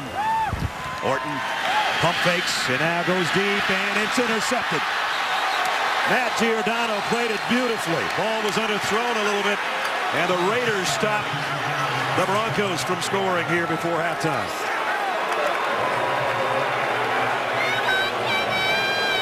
This is interesting. Kyle Orton comes back some pump fake, but the safety is clearly on the hash. And if you watch this, Brandon Lloyd, as Kyle Orton pump fakes and comes back, Brandon Lloyd's not looking for the football. I think Brandon Lloyd's expecting that ball to be pushed further down the football field for that coverage. I think Kyle Orton just misreads that coverage and decides early on he's going to Brandon Lloyd with the football. Bad play by Kyle Orton. They had a real chance to put some points on the board. Quarterback cost him with a big-time mistake. So the interception and a Noshawn Moreno fumble, a couple of turnovers, have really cost the Broncos here in the first half. The last play is under video review. So the interception is under review. Brady Quinn, you see there, and Tim Tebow's the guy with the jacket and the cap on. A lot of people thought there would be a big battle for the quarterback job. There was talk that at one point looked like Kyle Orton was going to the Dolphins. And Tim Tebow, of course, #1 draft choice, Heisman Trophy winner from Florida. And now he may not even be the #2 quarterback on this team. Might be #3, or maybe it's 2B and 2A. I don't know. Here's another look at the end of the play. Giordano goes airborne. He's got the ball there. Unless they're saying, well, he's got his hand under it all the way, I think. But it looks like he possesses the ball the whole time. His hand looks like it's underneath the ball and doesn't wiggle at all. A body part, 2 feet, land in bounds. To me, that's an interception. Great play by Giordano as they continue to look at it. 24 seconds is all we have remaining in the half. Brandon Lloyd and Kyle Orton both talked to us in depth about their relationship and how they really have a great feeling for one another. They have great nonverbal communication. They're always on the same page. Well, they weren't there. That was a clear example of Kyle Orton and Brandon Lloyd not being on the same page. Brandon Lloyd's not even looking for the ball. Kyle Orton's pushing into cover 2, which is a corner underneath, the safety over the top. You don't make that throw unless you know your receiver is going to be expecting the ball in the hole like that.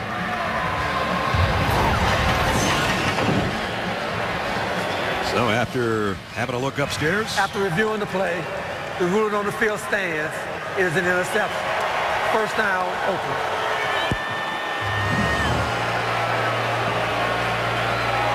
Kyle Orton, who threw 9 interceptions last year in his 13 starts, has a misfire there that takes away a scoring opportunity. See if the Raiders just play it safe here, keep it on the ground to Bush. They will. And Broncos with a flag down, dropping for a loss. There's a shocker, another flag. Yeah.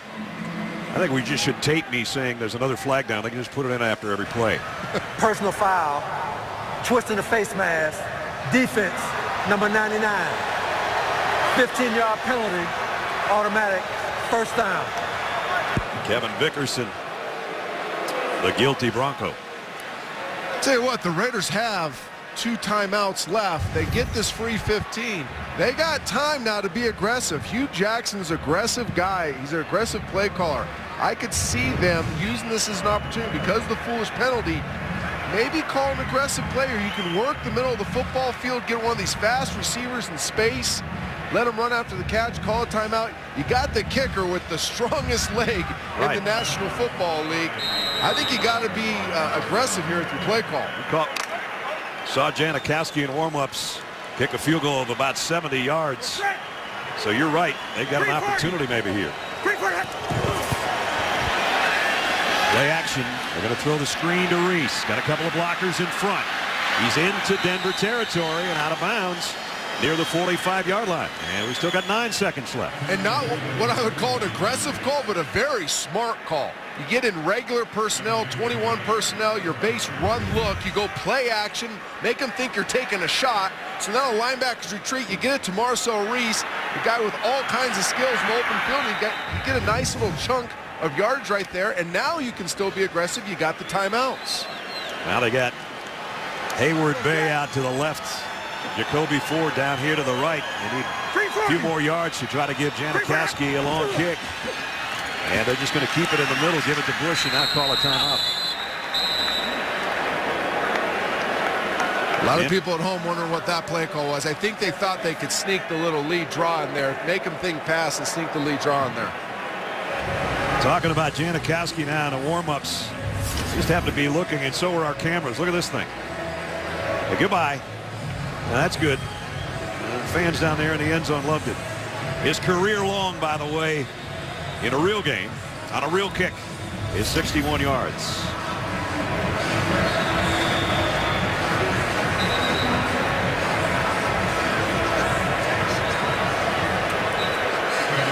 He was 4 out of 7 last year from 50-plus.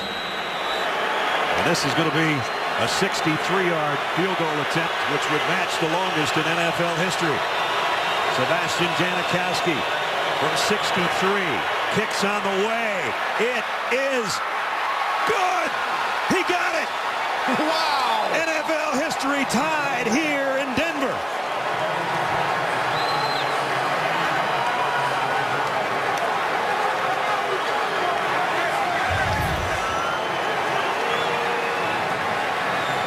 Only 2 others have hit one from that far.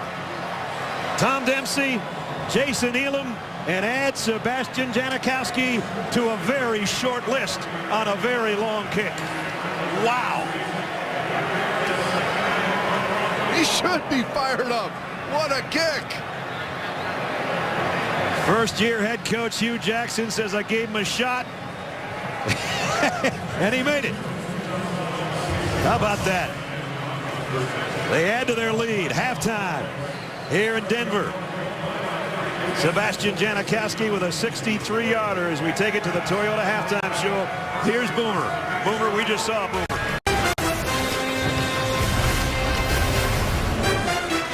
Down to one more half of football on this first week of the NFL season, as the Raiders, much like they did with the Broncos a year ago, controlling things at least through 2 quarters, 16-3. What a thrilling way to finish off a second quarter. A sloppy ball game, Trent. A lot of penalties. The Broncos have buried themselves in a hole now that they're going to have to try to dig out of. Yeah, and the kicker gives us our most exciting moment of the first half, which shouldn't be that way. It shouldn't be that way. But yeah, it's sloppy football, mainly on the Broncos' behalf. Give the Raiders some credit. They've taken advantage of some of their opportunities, but overall, the Broncos have kind of gift-wrapped to this first half. Sebastian Janikowski tying an NFL record with a 63-yard field goal to end the second quarter. And just think, that was the Broncos driving in to Raider territory, and then the interception by Giordano. And as Trent said, you know, they got a couple of timeouts. If they get some decent yardage, maybe they can move it into field goal range for number 11. Lo and behold, that's not field goal range for most people. So now 16-3 as we start the third quarter. And Raiders will get the football first. Matt Prater will tee it up. So far tonight we haven't had any kick returns. Jacoby Ford is back deep if he can get his hands on it. And he looks back there to the end line. He's got himself stationed 9 yards deep. Most coaches around the league have kind of given the green light to the really good return man that if it's around 5 yards, take a shot at it. But in this case, neither kicker's even given anybody a chance to field one.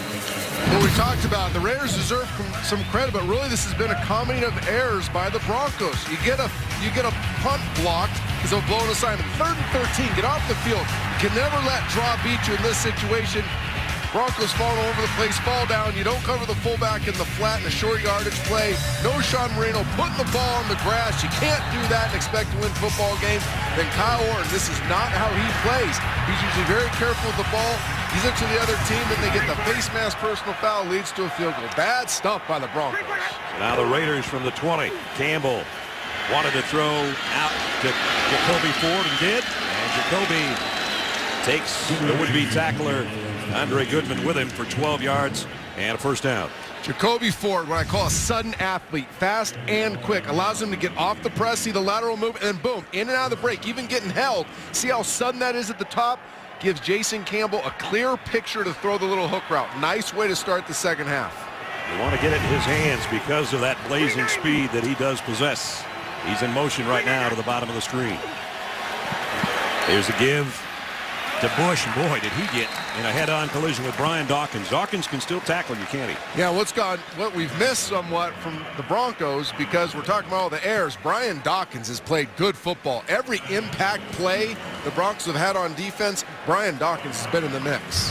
The last 2 plays have been former Clemson players, one in his 16th year, Brian Dawkins, and before that, Jacoby Ford in his 2nd season. 16 years, he's still got some knockback in him. You're not kidding.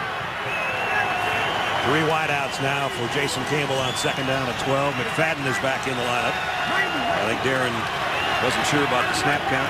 Came up, had a word with his quarterback, and now he'll flank him in the backfield. And it's McFadden. Little quick opener, only got about 3. I really do like what Hugh Jackson has done with this offense. I was very concerned coming in. They weren't going to be creative enough. They're going to be somewhat of a ground and pound, try to make this a slobber knocker. He has stayed multiple, a lot of formations, a lot of personnel groupings, a lot of different schemes in the run game and the pass game. I am thoroughly impressed with this Hugh Jackson, Al Saunders combination offense. By the way, Al Saunders is considered the offensive coordinator with the title, but Hugh Jackson's calling the plays. 3rd down and 9. Let's see what he's dialed up here. Jacoby Ford, the motion man. Campbell trying to get his tight end incomplete. And that's too bad, because Darren McFadden showed how he was a complete back there. He stoned Champ Bailey on the blitz, knocked him backwards, gave Jason Campbell a beautiful pocket. Jason Campbell probably should have held on this ball a little bit longer. Boom, look at that. Look at that pass protection. I'll tell you what, quarterbacks love their runner who can step up there and deliver a punishing blow in pass protection. Gives you so much confidence. Well, the Broncos defense forces a Shane Leckler punt. Then he drilled another one. Decker has to backpedal all the way to the 10. Eric Decker now reverses his speed. Across the 30. Decker with just the punter in his way. He's gone. Touchdown, Broncos.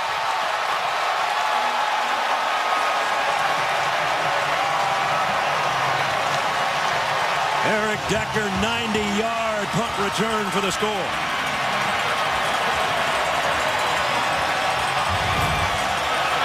Special teams week 1. We've already seen a mistake by the Broncos. Now we see a well-executed punt return. Get the picket fence lined up on the sideline. Eric Decker sets it up, gets to the boundary, gets upfield. Uncle Mo back with the Broncos. Nothing brings the crowd back into a football game more than a huge play on special teams. That might be what the Broncos needed the most. Only the 3rd time in Shane Leckler's career that he's had a punt return for a touchdown. This one was a doozy by number 87. Eric Decker, his 2nd year out of Minnesota. He's going to make like a Lambeau leap, a mile high into the stands. Broncos are right back in it. Punt returns on this first weekend with a 90-yarder. Now we got a football game. This kick, Jacoby Ford will watch it bounce over his head. And the Raiders will start from the 20-yard line. Let's go back to the punt return. I'll tell you what, sometimes it's just going bad. You need a break. The Broncos catch one here. Look at Matt Willis, number 12. Gets away with the little twist right there. You see Blackstock go. Right before that, what you missed was he gave him a little hook. Could have been called. Isn't called. Creates the seam that Decker hits. And then he finishes it with the home run speed. Sometimes you got to make sure those refs just aren't looking right at you at the right time. Decker led this team in kick returns last year as a rookie. That's his biggest play so far in his short stint in the NFL. Big hit on Marcel Reese by Wesley Woodyard. That's fired up the whole team now. You can tell the Broncos playing a little different level right now. Different energy in the building. And I tell you, it's on the Broncos defense right now. They got Uncle Mo on their side. They got to capture it. Marcel Reese catching the ball in the backfield. I like the play call by the Raiders. Look at this athleticism for a fullback. Jumps over Champ Bailey, but Woodyard's right there to hit him. Those kind of hits keep Uncle Mo on your side. Second down at 6. Now it's McFadden. And Darren going to be stopped after a 3-yard gain by Mario Hagan. And now here comes a real big third down. The Broncos could get a stop on the Raiders here, get the football back, trailing now only by 6. Huge down. It really is. You just captured momentum. You get the punt return. You play good first and second down defense. You're in a third and medium. These are 50-50 in this league. The defense has to play tight, contested defense. Make it hard for Jason Campbell. Make it hard for these receivers. The fans trying to make it hard on the Raiders, that's for sure. The building's starting to shake again.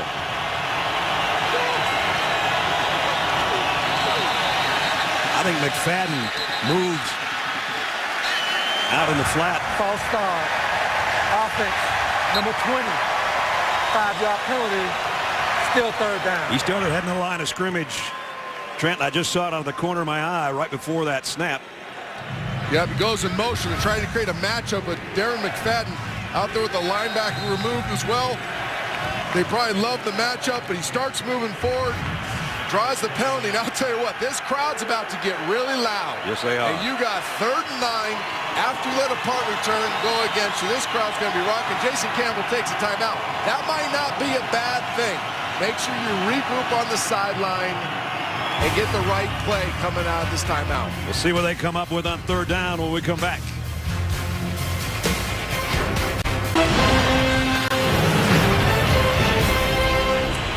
Monday Night Football doubleheader. The Thunder's about to start right now as the Raiders come up to the ball at the 22 with a 3rd and 8.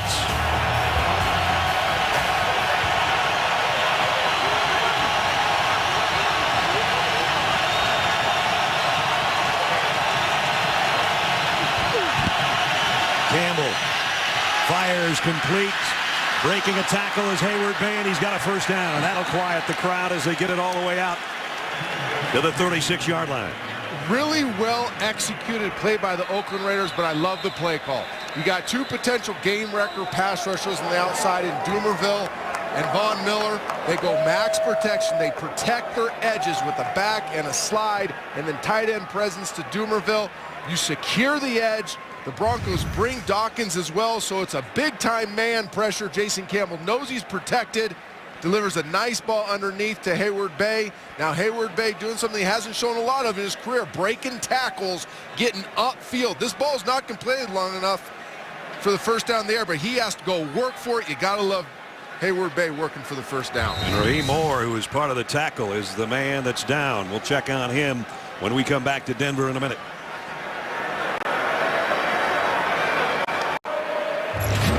Raheem Moore, the rookie 2nd-round draft choice out of UCLA, shaking up on that last play, involved on the tackle. And here's why I like the play call. You take away the team's fastball. The back presence, McFadden, Miller, and then you take away Dumerville, Dawkins. You create hard edges in the front. You catch them in the right defense, so you anticipate the play call, then your quarterback trusts that you're dialing up the right play, and he goes and executes it. Well, the Raiders have it at their own 36-yard line. McFadden found an opening, spins his way across the 40. Nice run out to the 42. Pick up of 6 more. And Darren McFadden on his way to another century mark against the Bronco defense. He's got 82 yards right now. Studying this Denver Broncos defense, these linebackers, especially Mays, Woodyard, look at, they'll go in there, they'll create collisions. Sometimes they struggle disengaging and making tackles. There's some big runs coming if these linebackers don't start disengaging. They can keep it on the ground now. A 2nd and 4, and he breaks free. McFadden does across midfield before he loses his lid. And another first down. Pick up of 10 more. So McFadden last year, he had 119 in the second game of the series and 165 here in Denver, which was a career high. And the Raiders have found something on the left side. They're attacking the right side of the Denver Bronco defense, their left side. Valdir and Wisniewski getting off the ball, creating movement. Those linebackers not disengaging. Really had a lot of success running off their left side there. Now it's Bush in to give McFadden a breather, and he swarmed under, no gain on that one. Nice job defensively by Jason Hunter to close the door on Michael Bush. And we got some more pushing and shoving going on downfield between Champ Bailey and one of the wide receivers for the Raiders. Gets to a point in games when it gets so chippy like it's been all night long, that clutters the brain of the players. And the next thing you know, you're caught up in this one-on-one argument you got going on with the guy on the other side of the ball, and you forget your assignment, and that's where big plays come. The coaching staffs really have to be on top of this. 7th play of the Raider drive. And I thought there was some motion again, but now Denarius Moore with a ball, and we do have a penalty marker down.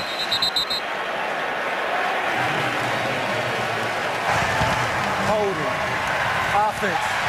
Number 61. 10-yard penalty. Replay.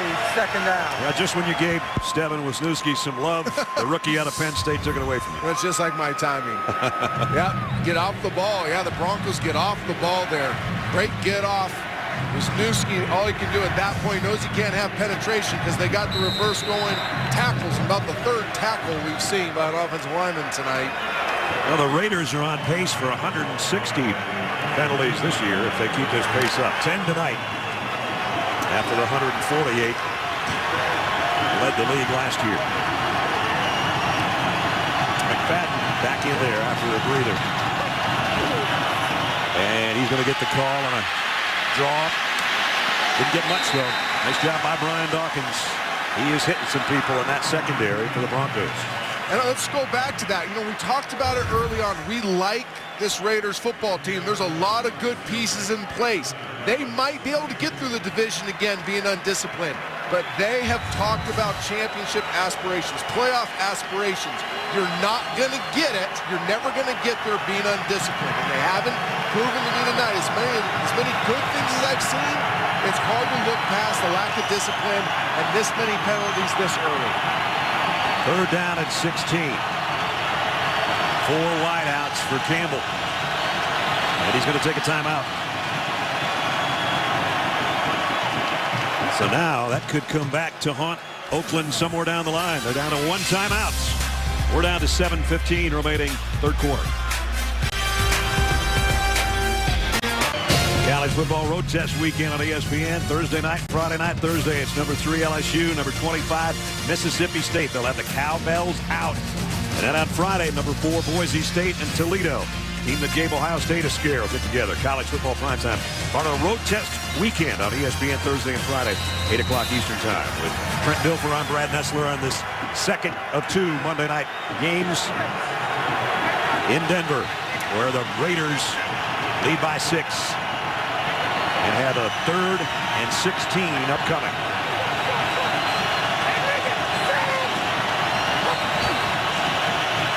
Campbell, plenty of time. Down the middle. Bush lost the ball. Did he make the catch and then lose it or not? Wisniewski covers it anyway. They're going to say incomplete. That'll mean the Raiders will have to punt.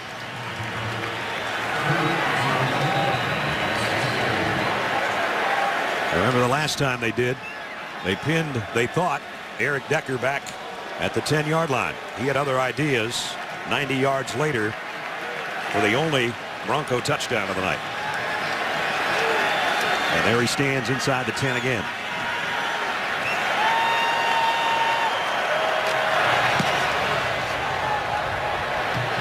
End over end job. This time at the 9. Decker won't get away. Only about a 2-yard return that time. So the Broncos deep in their own territory as Kyle Orton will bring them back out. Trailing by 6.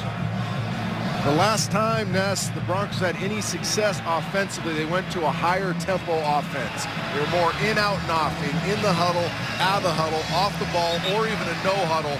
I think that's got to be their answer. They have no control of the line of scrimmage. They're getting killed in the run game. You got to increase the tempo, wear out those bigs of the Oakland Raiders. That's the only chance they have to sustain some offense in the second half. Trent, this first time these guys have been on the field in 43 minutes of real time because of the punt return and halftime, and the Raiders having the ball here in the third quarter. Orton across the middle. Eddie Royal, I don't know, he just sort of short-armed that one. I don't know if he didn't see it or if it was that far in front of him. Looked catchable. And every quarterback in this league will tell you the same thing. When you're off the field for so long, you're over there on the sidelines, you're used to throwing rep after rep after rep in practice. You want to be in a rhythm. You want to stay on the field and get those opportunities. Kyle Orton hasn't thrown a football for 43 minutes. You can understand why that ball was a little too far out in front of Eddie Royal. Yeah, take it back, Eddie. That one was too far in front of you. Orton. This one's on the money, and it's Royal on the run. And he's almost horse-collared at the end of the play. First down for the Broncos. Got 18 yards out of that one. And I think Eddie Royal is a guy they must use in this offense more than he was used last year. If you go back to 2009, he put up big numbers. He worked the slot as good as any young receiver in football. This league has turned into a slot receiver league. That's how you move the chains. Eddie Royal has the potential to be that guy. The Broncos need to learn how to use him a little bit better. There's the numbers that you see. It's his 18th catch in the series against the Raiders. Moreno with his hand on his blocker in front of him slides for a first down, it appears. J.D. Walton was leading the way. Noshan sort of had a hand on his jersey like, I'm right behind you, brother. Just keep on running. And you notice what's happening here. The Broncos have come out. They threw it twice right away. They got the tempo going faster. You create space in the defense. Now you're able to get the corner in the run game because the defense is a little more on their heels. They're not having time to digest what they're seeing. They're having to play the pass. Gives you a chance to be successful in the run game. Noshan didn't quite get the first down. It's 2nd and a yard for McGahee. And he gets about 2. And now we got another. McLean just threw a punch. That might cost him any more participation in this ball game. And we saw that Thursday night with Charles Woodson getting away with the punch, not being ejected. I'm sure the refs are aware of what happened Thursday night. If he truly threw a punch, wouldn't surprise me if he gets ejected. Well, it's a flag for sure. We'll wait and see. Personal foul, unnecessary roughness, defense, number 55. 15-yard penalty, automatic, first down. Yeah, I guess it was just personal foul. Either way, costly to his team. And another Raider penalty. You're going to see they're tangled up there with Beatles. And then after the play's over, 55 is going to turn around right at the top of your screen and go. No, that was 2 hands. Yeah, that was all right. Punch. Yep. Deserve the 15, but also deserves to stay in the game. Yeah. 4 receivers to Orton's right.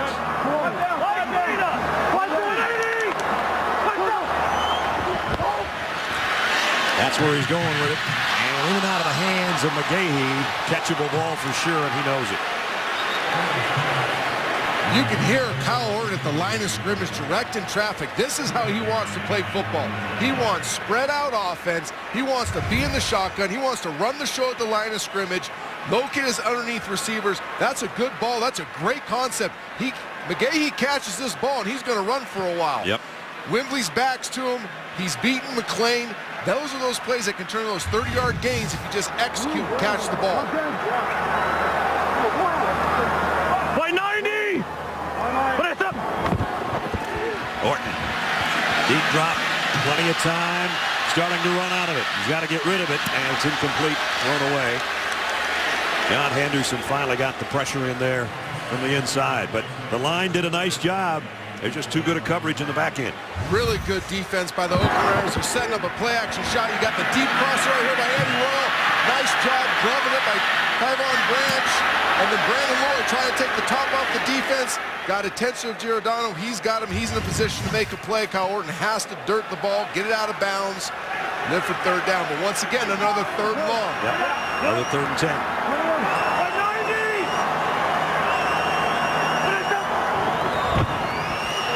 Orton. This one's complete. Nope, it's not. Incomplete. Fell, and so did another flag. This is getting ridiculous. Yeah, it is. These players need to understand they're in a football game. They have a job to do. Job is to do your job and execute your position, not get chippy with the guy across the line all the time. I don't care how many games they've played. I don't care how heated the rivalry is.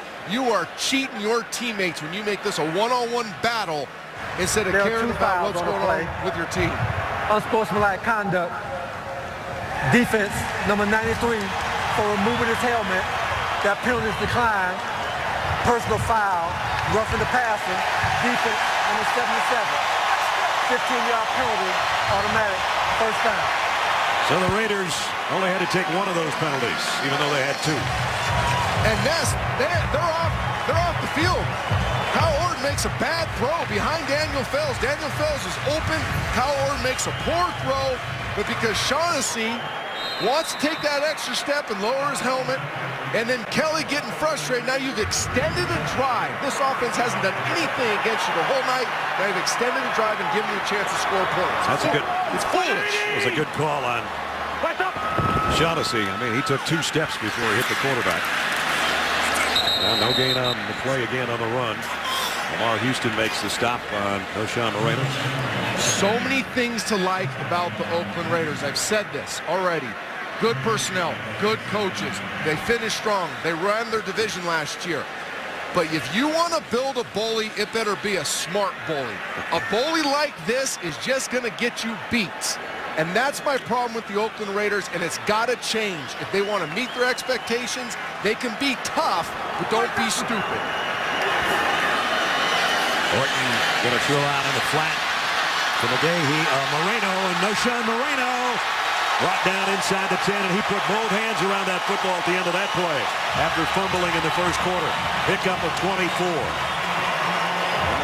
Now we got another player with his helmet off, way back at the 35-yard line. And it's taken away from the game. Nice play by Kyle Orton, and Knowshon Moreno look downfield, understands where his outlet is. Big plays here. Nice move. Gets 2 Raiders on the ground, puts on the Jets, gets upfield, and like you said, Ness, protects the ball. Look at this move. Boom, boom. That's an ankle breaker right there. But I love this. Here's a football player learned from his earlier mistakes. Right about when he's ready to get contacted, 2 hands on the ball. I don't need to try to score. I'll get down to the 6. I'll trust somebody else to punch it in. They're at the 6, first and goal. McGahee in there as the tailback. McGahee to the 5 with his forward progress. 3 minutes remaining in the third quarter. The Broncos had a 3-0 lead. Oakland 16 straight points, and now Broncos with an opportunity to take the lead if they can get it in the end zone.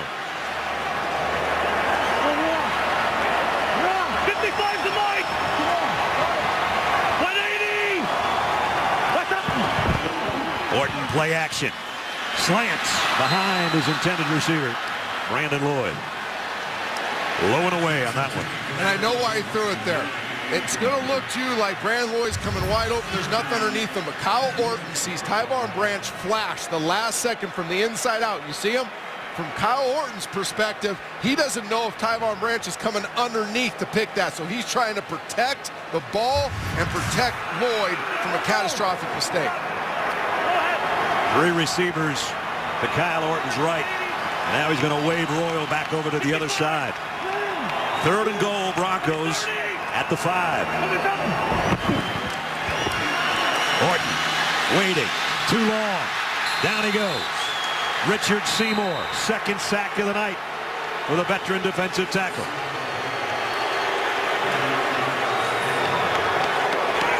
So there goes the opportunity to take the lead. And you got to love Richard Seymour. Keeps his head through all this. All his other teammates are losing theirs. He just goes about his business like he has for 11 years. Do your job. Fight, claw, scrape, use your hands. Keep your eyes in the backfield. No, you got to make a play for your team to save you 4 points. That's what Richard Seymour does. So now Prater will try a 30-yard field goal to try to slice into Oakland's lead at least. The kick is good. Just under 2 minutes remaining in the third quarter. Oakland maintains its lead, but the Raiders defense, thanks to the old man number 92, forces a field goal instead of a touchdown. Join Susie Colbert, senior insider, Chris Mortensen, and a rotating cast of analysts and guests for the debut of ESPN's latest unscripted show, NFL 32, as our experts discuss the biggest topics of the day from all 32 NFL teams. Debuts tomorrow and airs each weeknight at 6 o'clock Eastern on ESPN2. Susie and Mort tomorrow, NFL 32. Rain starting again. Fans, full house, it's not bothering them at all. Easy for me to say, we're dry up here. Prater to kick. Nick Miller back deep. And he's just going to watch this one sail out of the end zone again. Well, again, the Raiders, thanks to Richard Seymour. There's a pro's pro, Richard Seymour. They don't get more professional than this, and a great player. Watch him fight and claw. You got to love everything about this guy. Second sack of the night. We said to him yesterday, said, how you feeling? 11 years. He said, I feel good, especially with a lockout. I'm not beat up. Said, my hands are a little bit messed up. And then he showed us his left pinky finger, and it's like a piece of rubber. He can bend it in any direction he wants to. And he said, it's a great novelty. All 5 of my kids, when the friends are over in the backyard, they say, hey, Daddy, you got to show him the finger trick. And he says, I love creeping out all the kids with the mangled finger. Green 80! Green 80! Pump fake. Campbell's in trouble, and a ball is out. Raiders cover it. McFadden got on top of it. Jason Hunter's the guy that pried it away from Campbell. But luckily, McFadden was in the right spot. Nice job by the Broncos defense getting home in the pass rush. And this is something that's plagued Jason Campbell throughout his career. It's just a blown assignment. Hire not getting out there fast enough, not swinging the gate open fast enough. Jason Campbell's got to hold on to that ball. It's something that's plagued him throughout his career. Yep, sacks and fumbles, and that was one of each. Darren McFadden. What about 3, maybe 4? Joe Mays made the tackle. And we're down to a minute and change in the third quarter.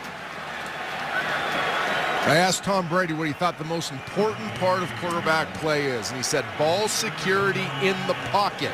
Because if you fumble that ball in the pocket and don't get it back, it's far worse than interception. Tom just had another day at the office in our first game tonight, didn't he? Brilliant. Wow. Absolute surgeon is what Tom Brady is. Third down at 12. And now that Bronco defense is going to pin its ears back, try to get to number 8 on this one. Here they come. Campbell fires to the sideline. And it'll be a punting situation again for the Raiders. Broncos brought the house this time. Broncos are in a sellout blitz. Jason Campbell's expecting more on the outside, the rookie receiver, to break this off. He knows he's got to get rid of it right away. The receiver doesn't recognize the coverage, runs the fade. Decker, who's got the Broncos touchdown tonight, back deep again. He's going to have a chance to field this one at the 33. Out to the 41, maybe the 42. Brock Cartwright made the stop on the special teams. 9-yard return. And the Broncos have good field position. There's the guy that lit up the crowd earlier with a 90-yard punt return for a touchdown.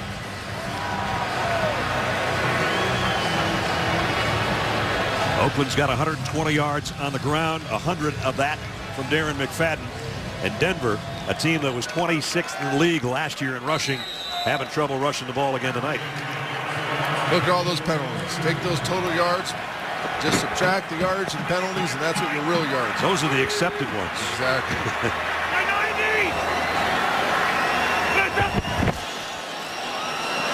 Kyle Orton fires. Noshawn Moreno going to get a first down. Got 11. Noshawn as a receiver now.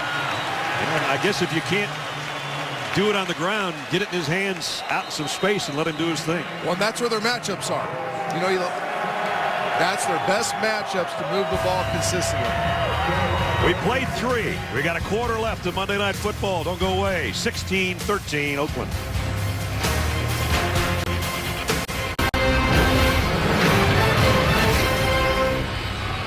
Raiders and Broncos meeting for the 15th time on Monday Night Football. I don't know if the previous 14 were this chippy, but that's what we've had from the opening minute to where we are right now through 3 quarters. We've got a ton of penalties to show for it and a bloody nose or 2 along the way. Brad Nessler, Trent Dilfer, and our crew here for the start of the 4th quarter. Raiders lead by 3, but the Broncos have good field position now. And all that chippiness really takes away from some great football we've seen. The Raiders' defensive front's been dominant all game long. The Broncos have made some great adjustments, found an opportunity to get Marino, Eddie Royal matched up in the slot, option route, isolate the Raiders linebackers who struggle covering. Those could be the storylines. Instead, we're talking about fighting. Noshawn Moreno's got a couple of good receptions here in this half. That's Decker, the motion man. As Orton on first down, looking to throw, got it out, complete to Decker. Trying to hold onto the ball and break the tackle, and he got it inside the 25. So the second big play of the night for the second-year pro. And this is nice right here by Kyle Orton and Decker. And what I want you to see is the anticipation of the throw. Kyle Orton, 7 steps, lets it go now. The ball is in the air before Decker comes out of it. That is big-time NFL timing. You hear people talk about timing and rhythm in the passing game. That's it right there.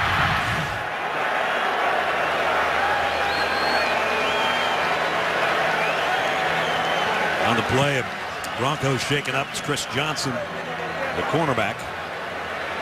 He's the guy that brought Decker down.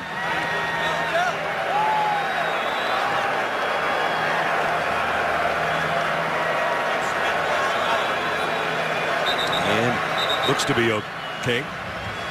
He'll go out for at least a play.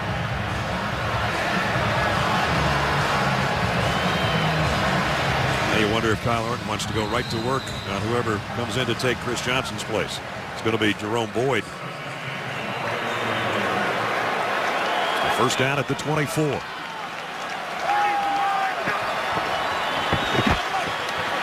Fake it one way, wanting to throw back the other, and he lost the ball. And the Raiders have got it. Lamar Houston. The ball just slipped out of Kyle Orton's hands. They had everything coming to the right. He wanted to throw back to the left and turned around, and maybe it's a wet football. Maybe it's just trying to hurry the play, but whatever. The Raiders have got it back. Oh, Kyle Orton has everything he wants. He's got hard action, sell, throw back to Daniel Fells, wide open. The ball slips out of his hand.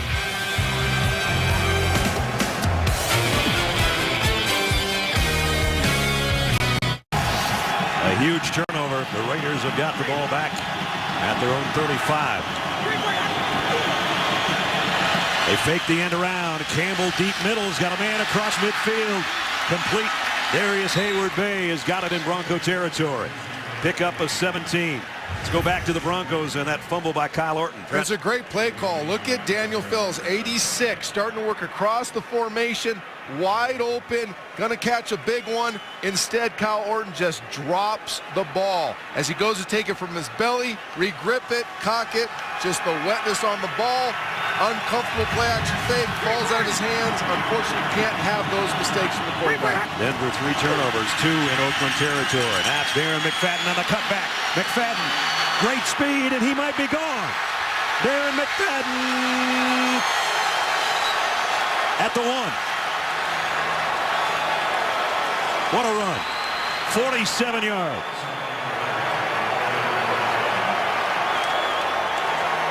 What a great run by Darren McFadden. Great job in the lead zone, getting the edge, the cut right there, but then another Bronco on the ground. Andre Goodman just slipping in a position to hold it to about a 15-yard gain. Instead, it becomes a home run shot or gets the ball down to the 1-inch line. Great run by Darren McFadden, but the Broncos struggling to stay on their feet. 147 yards on the ground for McFadden. And now he'll give way to Michael Bush, the bruiser. First and goal of the 1-yard line.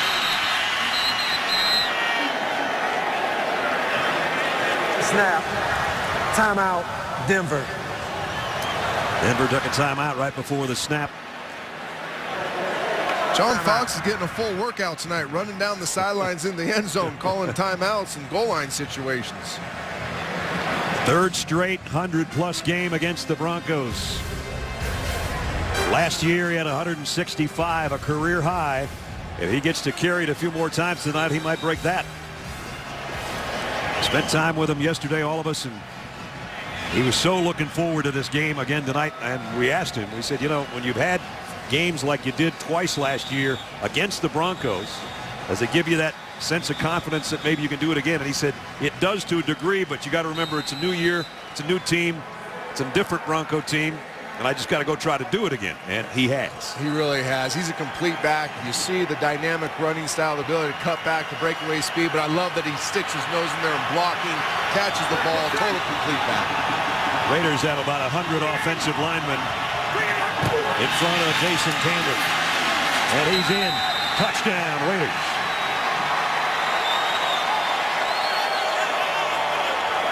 So what a huge fumble.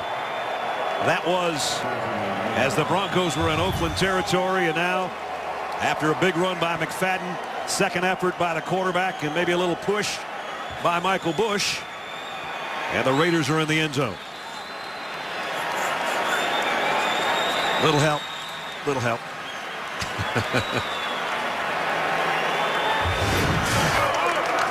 So now the lead stretches with the extra point coming up, if successful, to 10 again.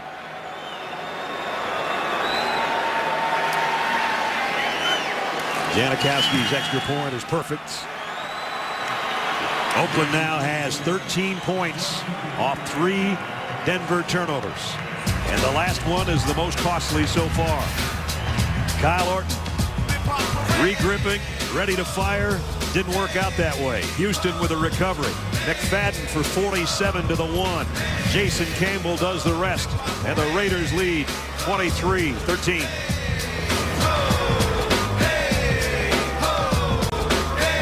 In the fourth quarter. They had 8 total kickoffs tonight and 8 total touchbacks tonight. Make that 9. Darren McFadden, Trent, something special. Bell cow back. Very few in this league. They can do it all.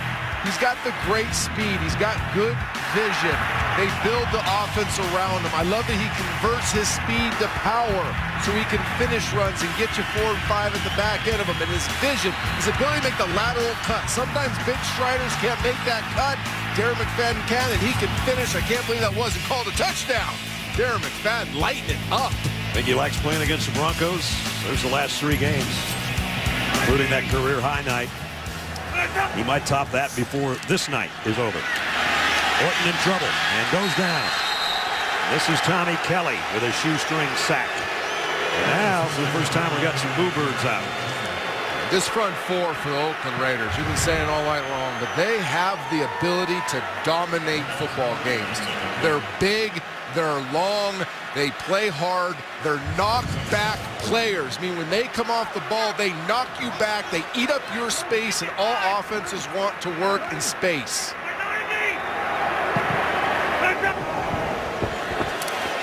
Orton in trouble again. Comes back short across the middle. And again, he dropped the ball. Did he get it back? I think so.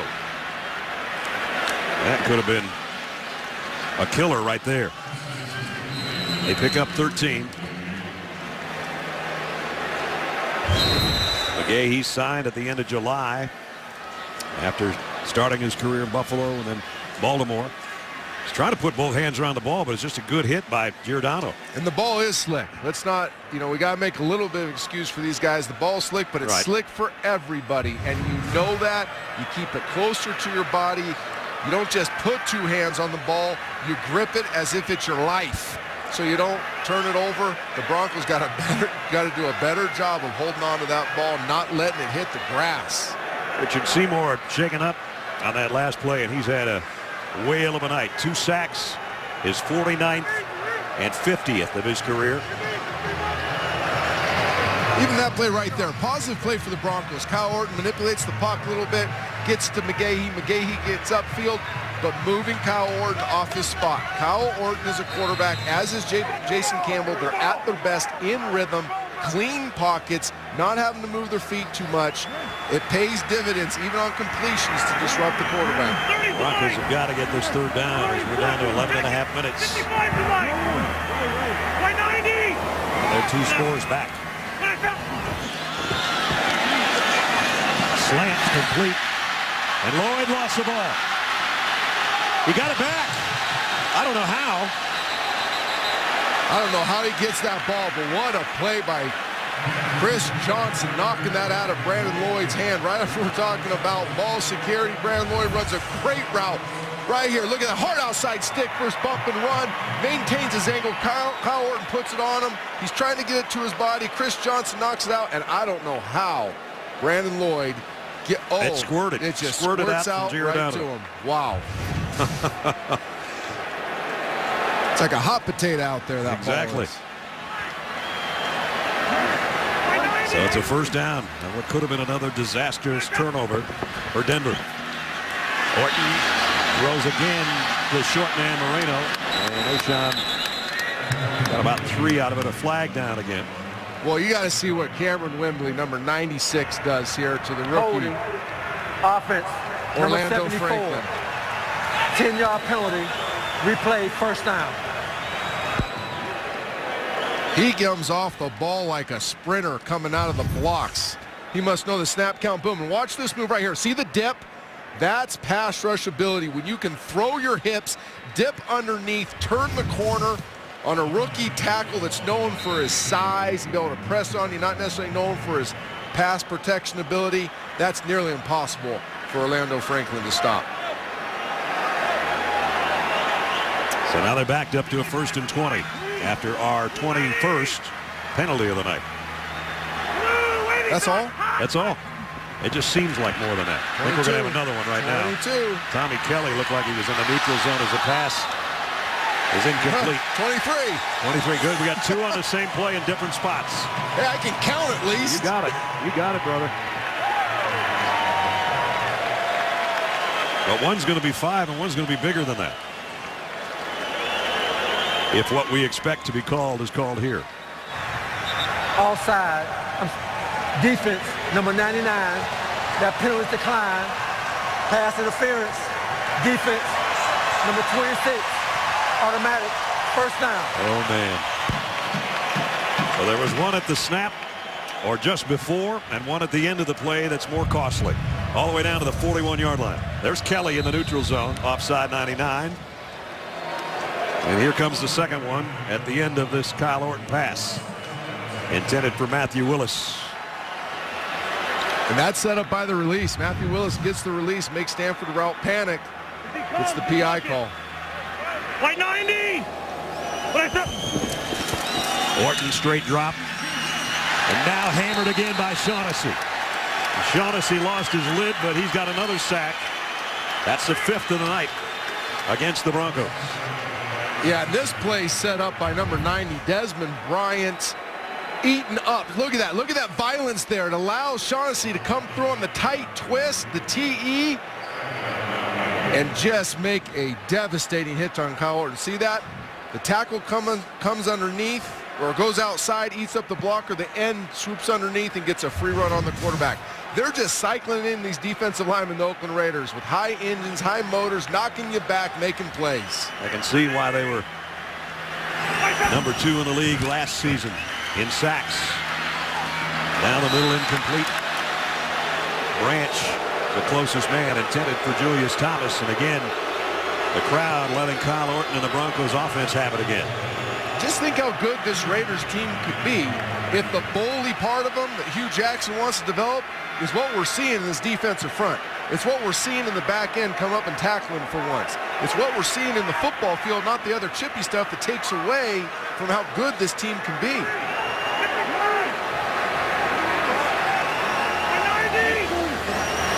See what the Broncos have on 3rd and 19. Orton trying to tuck one in there. Two Raiders collide around Decker. Pretty big collision. And it's incomplete.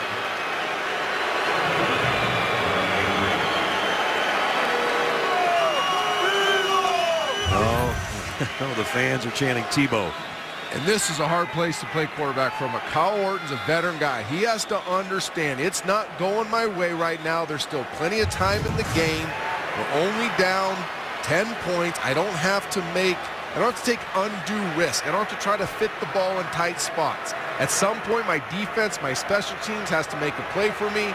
We found some rhythm early on offense in the second half. We can get that rhythm back.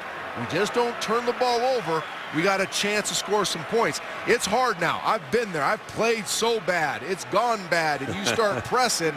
But as you get older, you get wiser, you realize there's a lot of time on the clock. A lot of crazy things can happen, get you back in this ball game.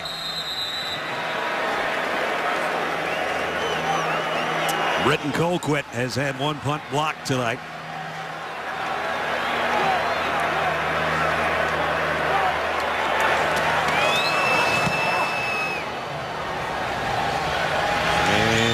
To let this one go. If it'll make the end zone, it does. So the Raiders will have it at the 20 with a 10-point lead. Time running out on the Broncos, who have won 11 straight home openers. This one is in serious jeopardy. Both of those streaks are going to be broken if things don't change right now. Raiders by 10. McFadden.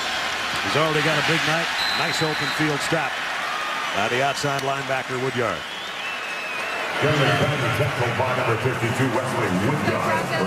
Great play by Woodyard making that open field tackle on Darren McFadden. That's not an easy task. But I like what the Broncos came out and did.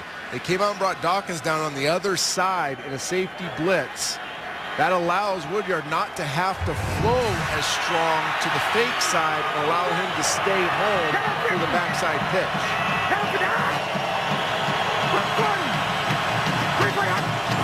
On 2nd and 9, Campbell loads and fires deep.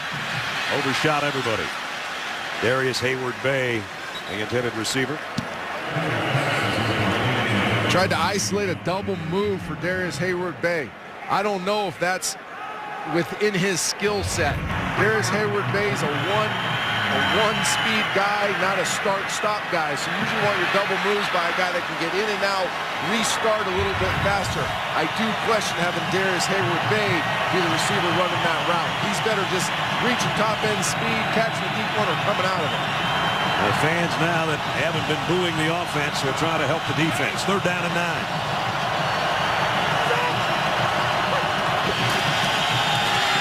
Inside handoff, and the Raiders will have to give it back up as McFadden got about 3 more. Kyle Orton, this is not the way he wanted the season to start after I don't know if you want to call it quarterback controversy in the preseason, but they thought a lot of fans that there would be a battle, whether Tim Tebow, who started the last 3 games last year, but it was squarely Kyle Orton's preseason by far, and then the question became, is Brady Quinn number 2 or is Tim Tebow number 2? Well, what Kyle didn't need was fans starting to chant Tim Tebow's name on week 1. No doubt, and all that does is create added pressure on Kyle Orton. When it played itself out, and everybody knows that Kyle Orton is the right quarterback for this team. Leckler, holy smokes, wow. What a punt. All the way down, It bounced at the 2 and into the end zone. That is a 77-yard punt by Shane Leckler. We got a 63-yard field goal from the kicker. We got a 77-yard career-long punt by the punter. Pretty special, a special teams. Time running out on the Broncos on their home field, trailing by 10. And only 7:39 remaining in a football game. Kyle Orton, rough night, especially that fumble when they had a guy open that might have ended up being a touchdown. That was a 14-point swing, that fumble was. Yeah, it was. There's the numbers, under 50%, 233 yards and 1 pick. Time is of the essence now for the Denver offense. Down the middle, in and out of the hands of Willis. And a penalty marker. The Broncos got to get something going on offense this drive. The problem is the Raiders D has something to say about it. I talked about this defensive front being knockback players. They're a knockback group. They push you back. They eat up your space. They make everything you do hard. Any quarterback will tell you, take away my space, you take away my game. That's what the Oakland Raiders defensive front does. The sky is the limit for this group because it's not just 4 deep, it's about 7 deep, and they all play hard. 5-yard penalty on the Raiders makes it 1st and 5 at the 25. Broncos will take them however they can get them. Yardage, that is. Here they got maybe 5 more by the tight end, Daniel Fells. He's been the favorite target of Orton tonight. And I don't need to say it. I'll let Mr. Boger say it. Offense, number 73. 10-yard penalty, replay, first down. I will say this, Ness. There should be a stat, a credit for defensive linemen that draw holding penalties. We talk about sacks. We talk about hits on the quarterback. We don't talk enough about defensive linemen working so hard, playing so hard, like Lamar Houston right there, always trying to eat the quarterback, that they get these holding calls and putting the offense in negative field position situations. Let's try a quick opening draw here to Moreno. Got it out to the 24. Branch making the stop, pick up at 9, and Moreno limps off.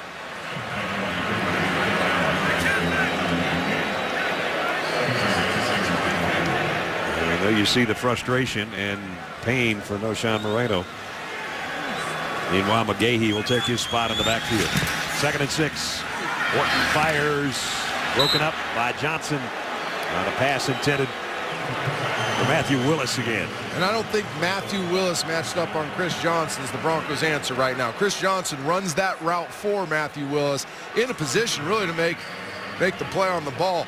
Kyle Orton's kind of forced to throw it. It's a concept, flat hook concept. That's where his read takes him. It's a receiver's job to work open, create some separation, come back and make the play. Down to 6:46 to go, and a 3rd and 6 for Kyle Orton in Denver. There's not enough urgency in this offense. No. There's no energy in it. They're walking around. They got to get it going.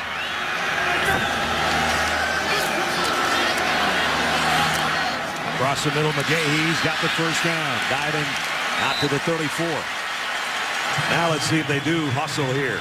Going to be down to 6.5 minutes here in a couple of seconds. And just going no huddle doesn't mean it's high tempo. What high tempo is a sense of urgency. Nice job here by Kyle Orton, being patient, getting to his check down. McGahee doing the rest. But people think going no huddles and increasing the tempo, there still has to be an urgency, and I need to see that from the Broncos right now.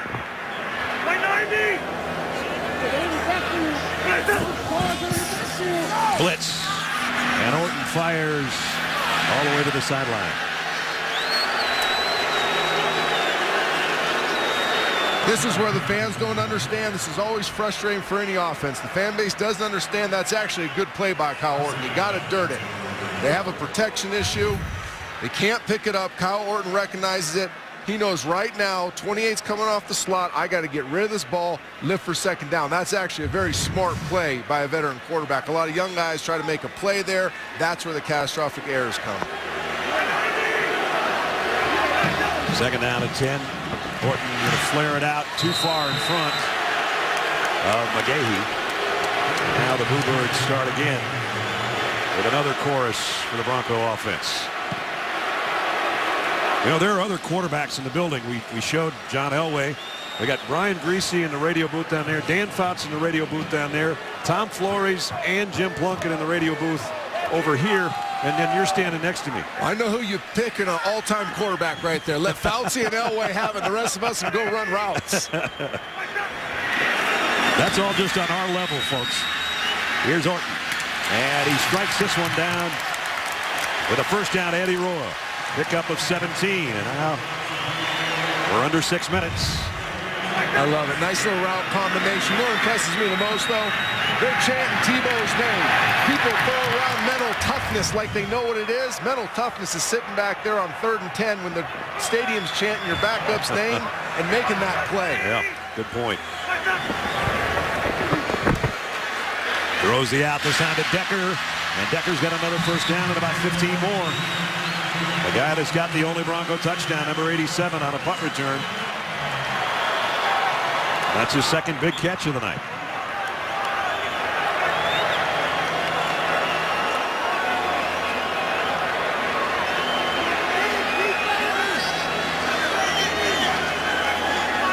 And now we're down to 5 minutes. Broncos, remember, 2 timeouts remaining, but they need 2 scores. Thinking about a safety blitz, the Raiders again, and they bring it. The throw is complete to Willis to the 30. Chris Johnson will stop him there.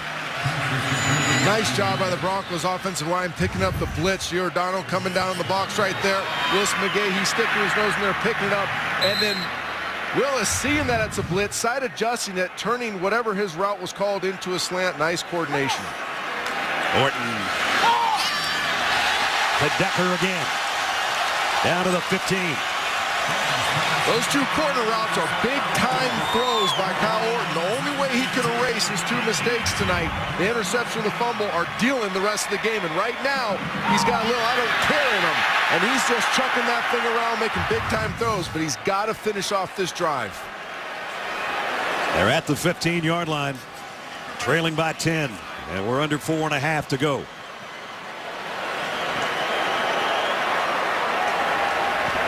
Willis and Decker both to the left side. The tight end Fells to the right. Flags are down. The throws to Fells. It's incomplete. But again, a penalty marker on the play.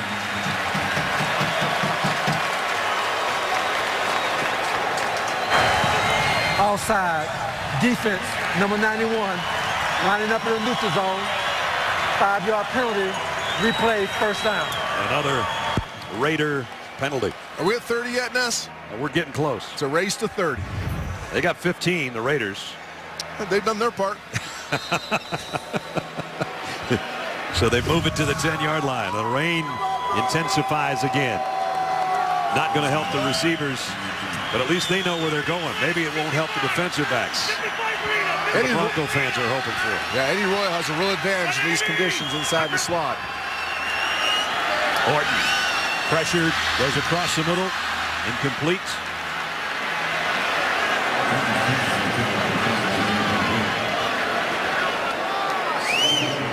Ten points down. You're trying to drive to get a touchdown to make it a 1-score game, and then the rain and the skies open up on your home field on you.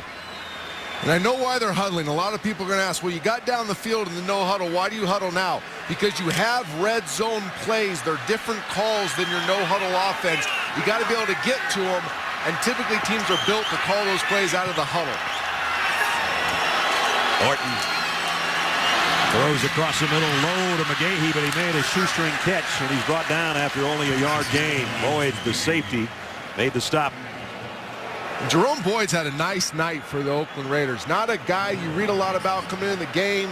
Doesn't show up a ton on film. But all night long, he's been around the ball. He's been good in coverage. He's been good in his zones. Really done a nice job securing the tackle when he's been asked to. So now it's 3rd down and 4. Orton fires across the middle. Got it to his man. Touchdown. Lance Ball.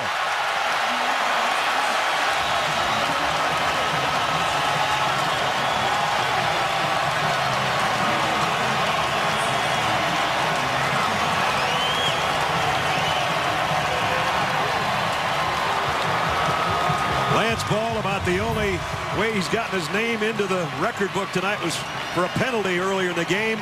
Now he's got something to smile about with a hurdle at the 2 and dives to the end zone for the touchdown.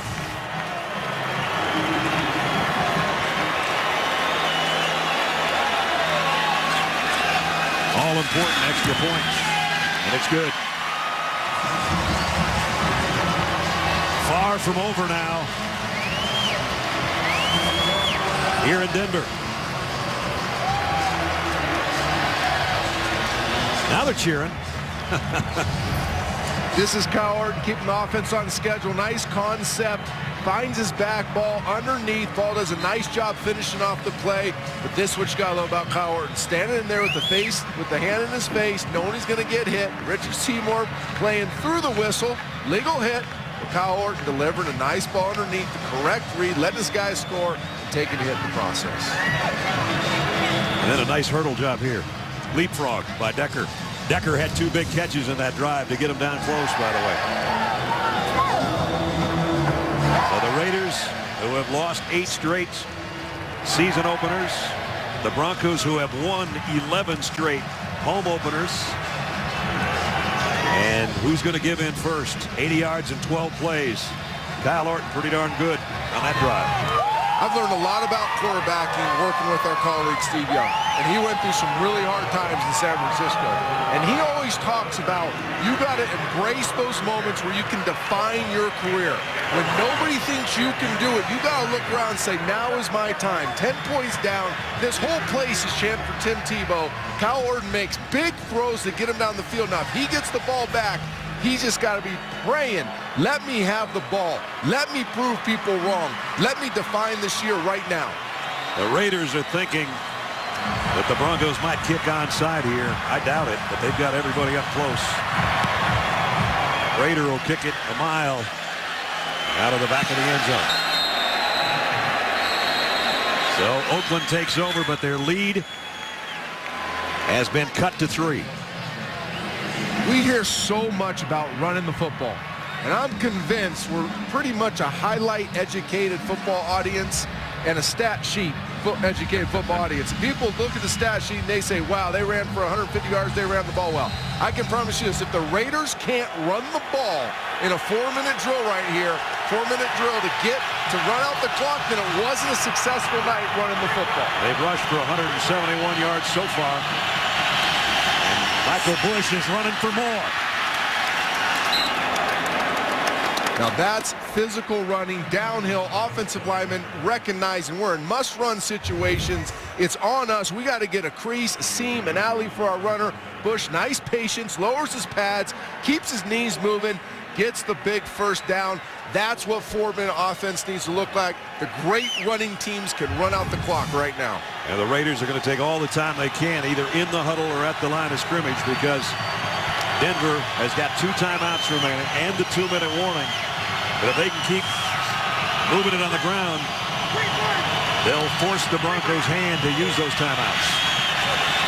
This will only be a yard gain for Michael Bush.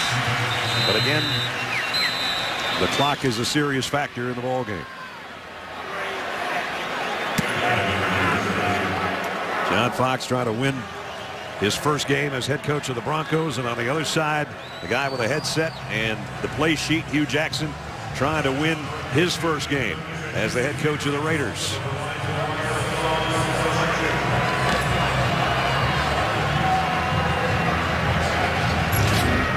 We wondered about Hugh Jackson, how he got to be the bottom there, the Raiders head coach. Redskins, both as running back and offensive coordinator. The Bengals, offensive coordinator of the Falcons. And then the Ravens, the Raiders offensive coordinator at Tom Cable. And then when Cable's contract wasn't renewed, becomes the head coach. As we said, the 9th head coach in the last 17 years for the Silver and Black. Good time out there by John Fox. Now the Raiders going to have to run another play after this one before the 2-minute warning. If the Broncos can get a stop, they're going to have a lot of time on the clock. 340. Play action. Campbell to fire and another first down. Going down to make the grab is Hayward Bay. Hugh Jackson told us, he said, Trent, you're going to see an offense like you haven't seen from the Raiders, and he's not lying. Aggressive play calling. Everybody in the building thinks you're going to hand it to your eye back. You run the little 9-stop. Darius Hayward Bay comes off the ball. And this is what he does. Create some fear, create some cushion. Nice timing, nice location by Jason Campbell. Great play call by Hugh Jackson. Great execution. Could have won him the game. That play call right there and that execution. First down, 2:20 remaining.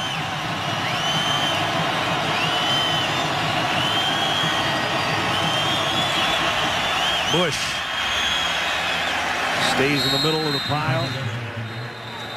Keeps his arms wrapped around the football, and now it'll go down 2:05. And Denver takes its final timeout. So the 2-minute warning will stop it after the next snap, and that'll be the last chance they get to stop it. And I like that Michael Bush is in the game for the Oakland Raiders. He's a guy that touched the ball 176 times, didn't fumble, doesn't lose yards, lowers his pads. He's not going to get you a whole lot of yards more than you block the play for, but he's going to get you the amount of yards you block the play for. He's going to have ball security, and he understands at contact to keep moving and fall forward. Difference in the game right now is a field goal, 23-20. And on the first Monday night game tonight, 517 passing yards for Tom Brady, and on the Raiders' 63rd appearance on Monday Night Football, a 63-yard NFL tying record by Janikowski is the difference in this second game. Bush. That might wrap things up. He takes it to the 2-minute warning, but he takes it for 12 more yards into Bronco territory. Boy, a bunch of McFadden, and then you bring in Michael Bush, the hammer, at 2:45. And the common denominator is those bigs getting off the ball, getting some movement. You got to love it from the Oakland Raiders, getting movement, creating a seam in an alley for Michael Bush.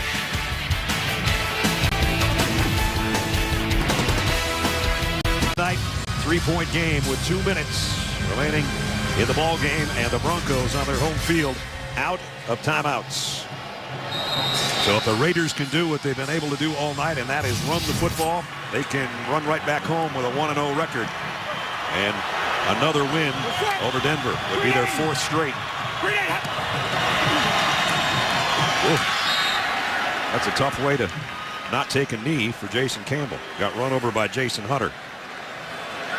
And that's a good play by Jason Hunter. He sees that Jason Campbell hasn't taken a knee. You got to play through the whistle. I know what Jason Campbell's trying to do. He'd up just a little more time off the clock before he takes that knee, but he might want to be a little more careful how he takes his knee, Ness. They won't have to snap this till there's about right around 1:16 maybe remaining.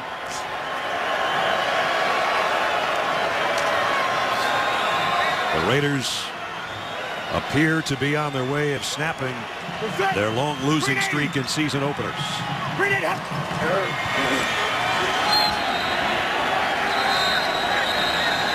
Don't tell me we're going to get any more penalties in the last minute, please. Had enough of those to last a lifetime.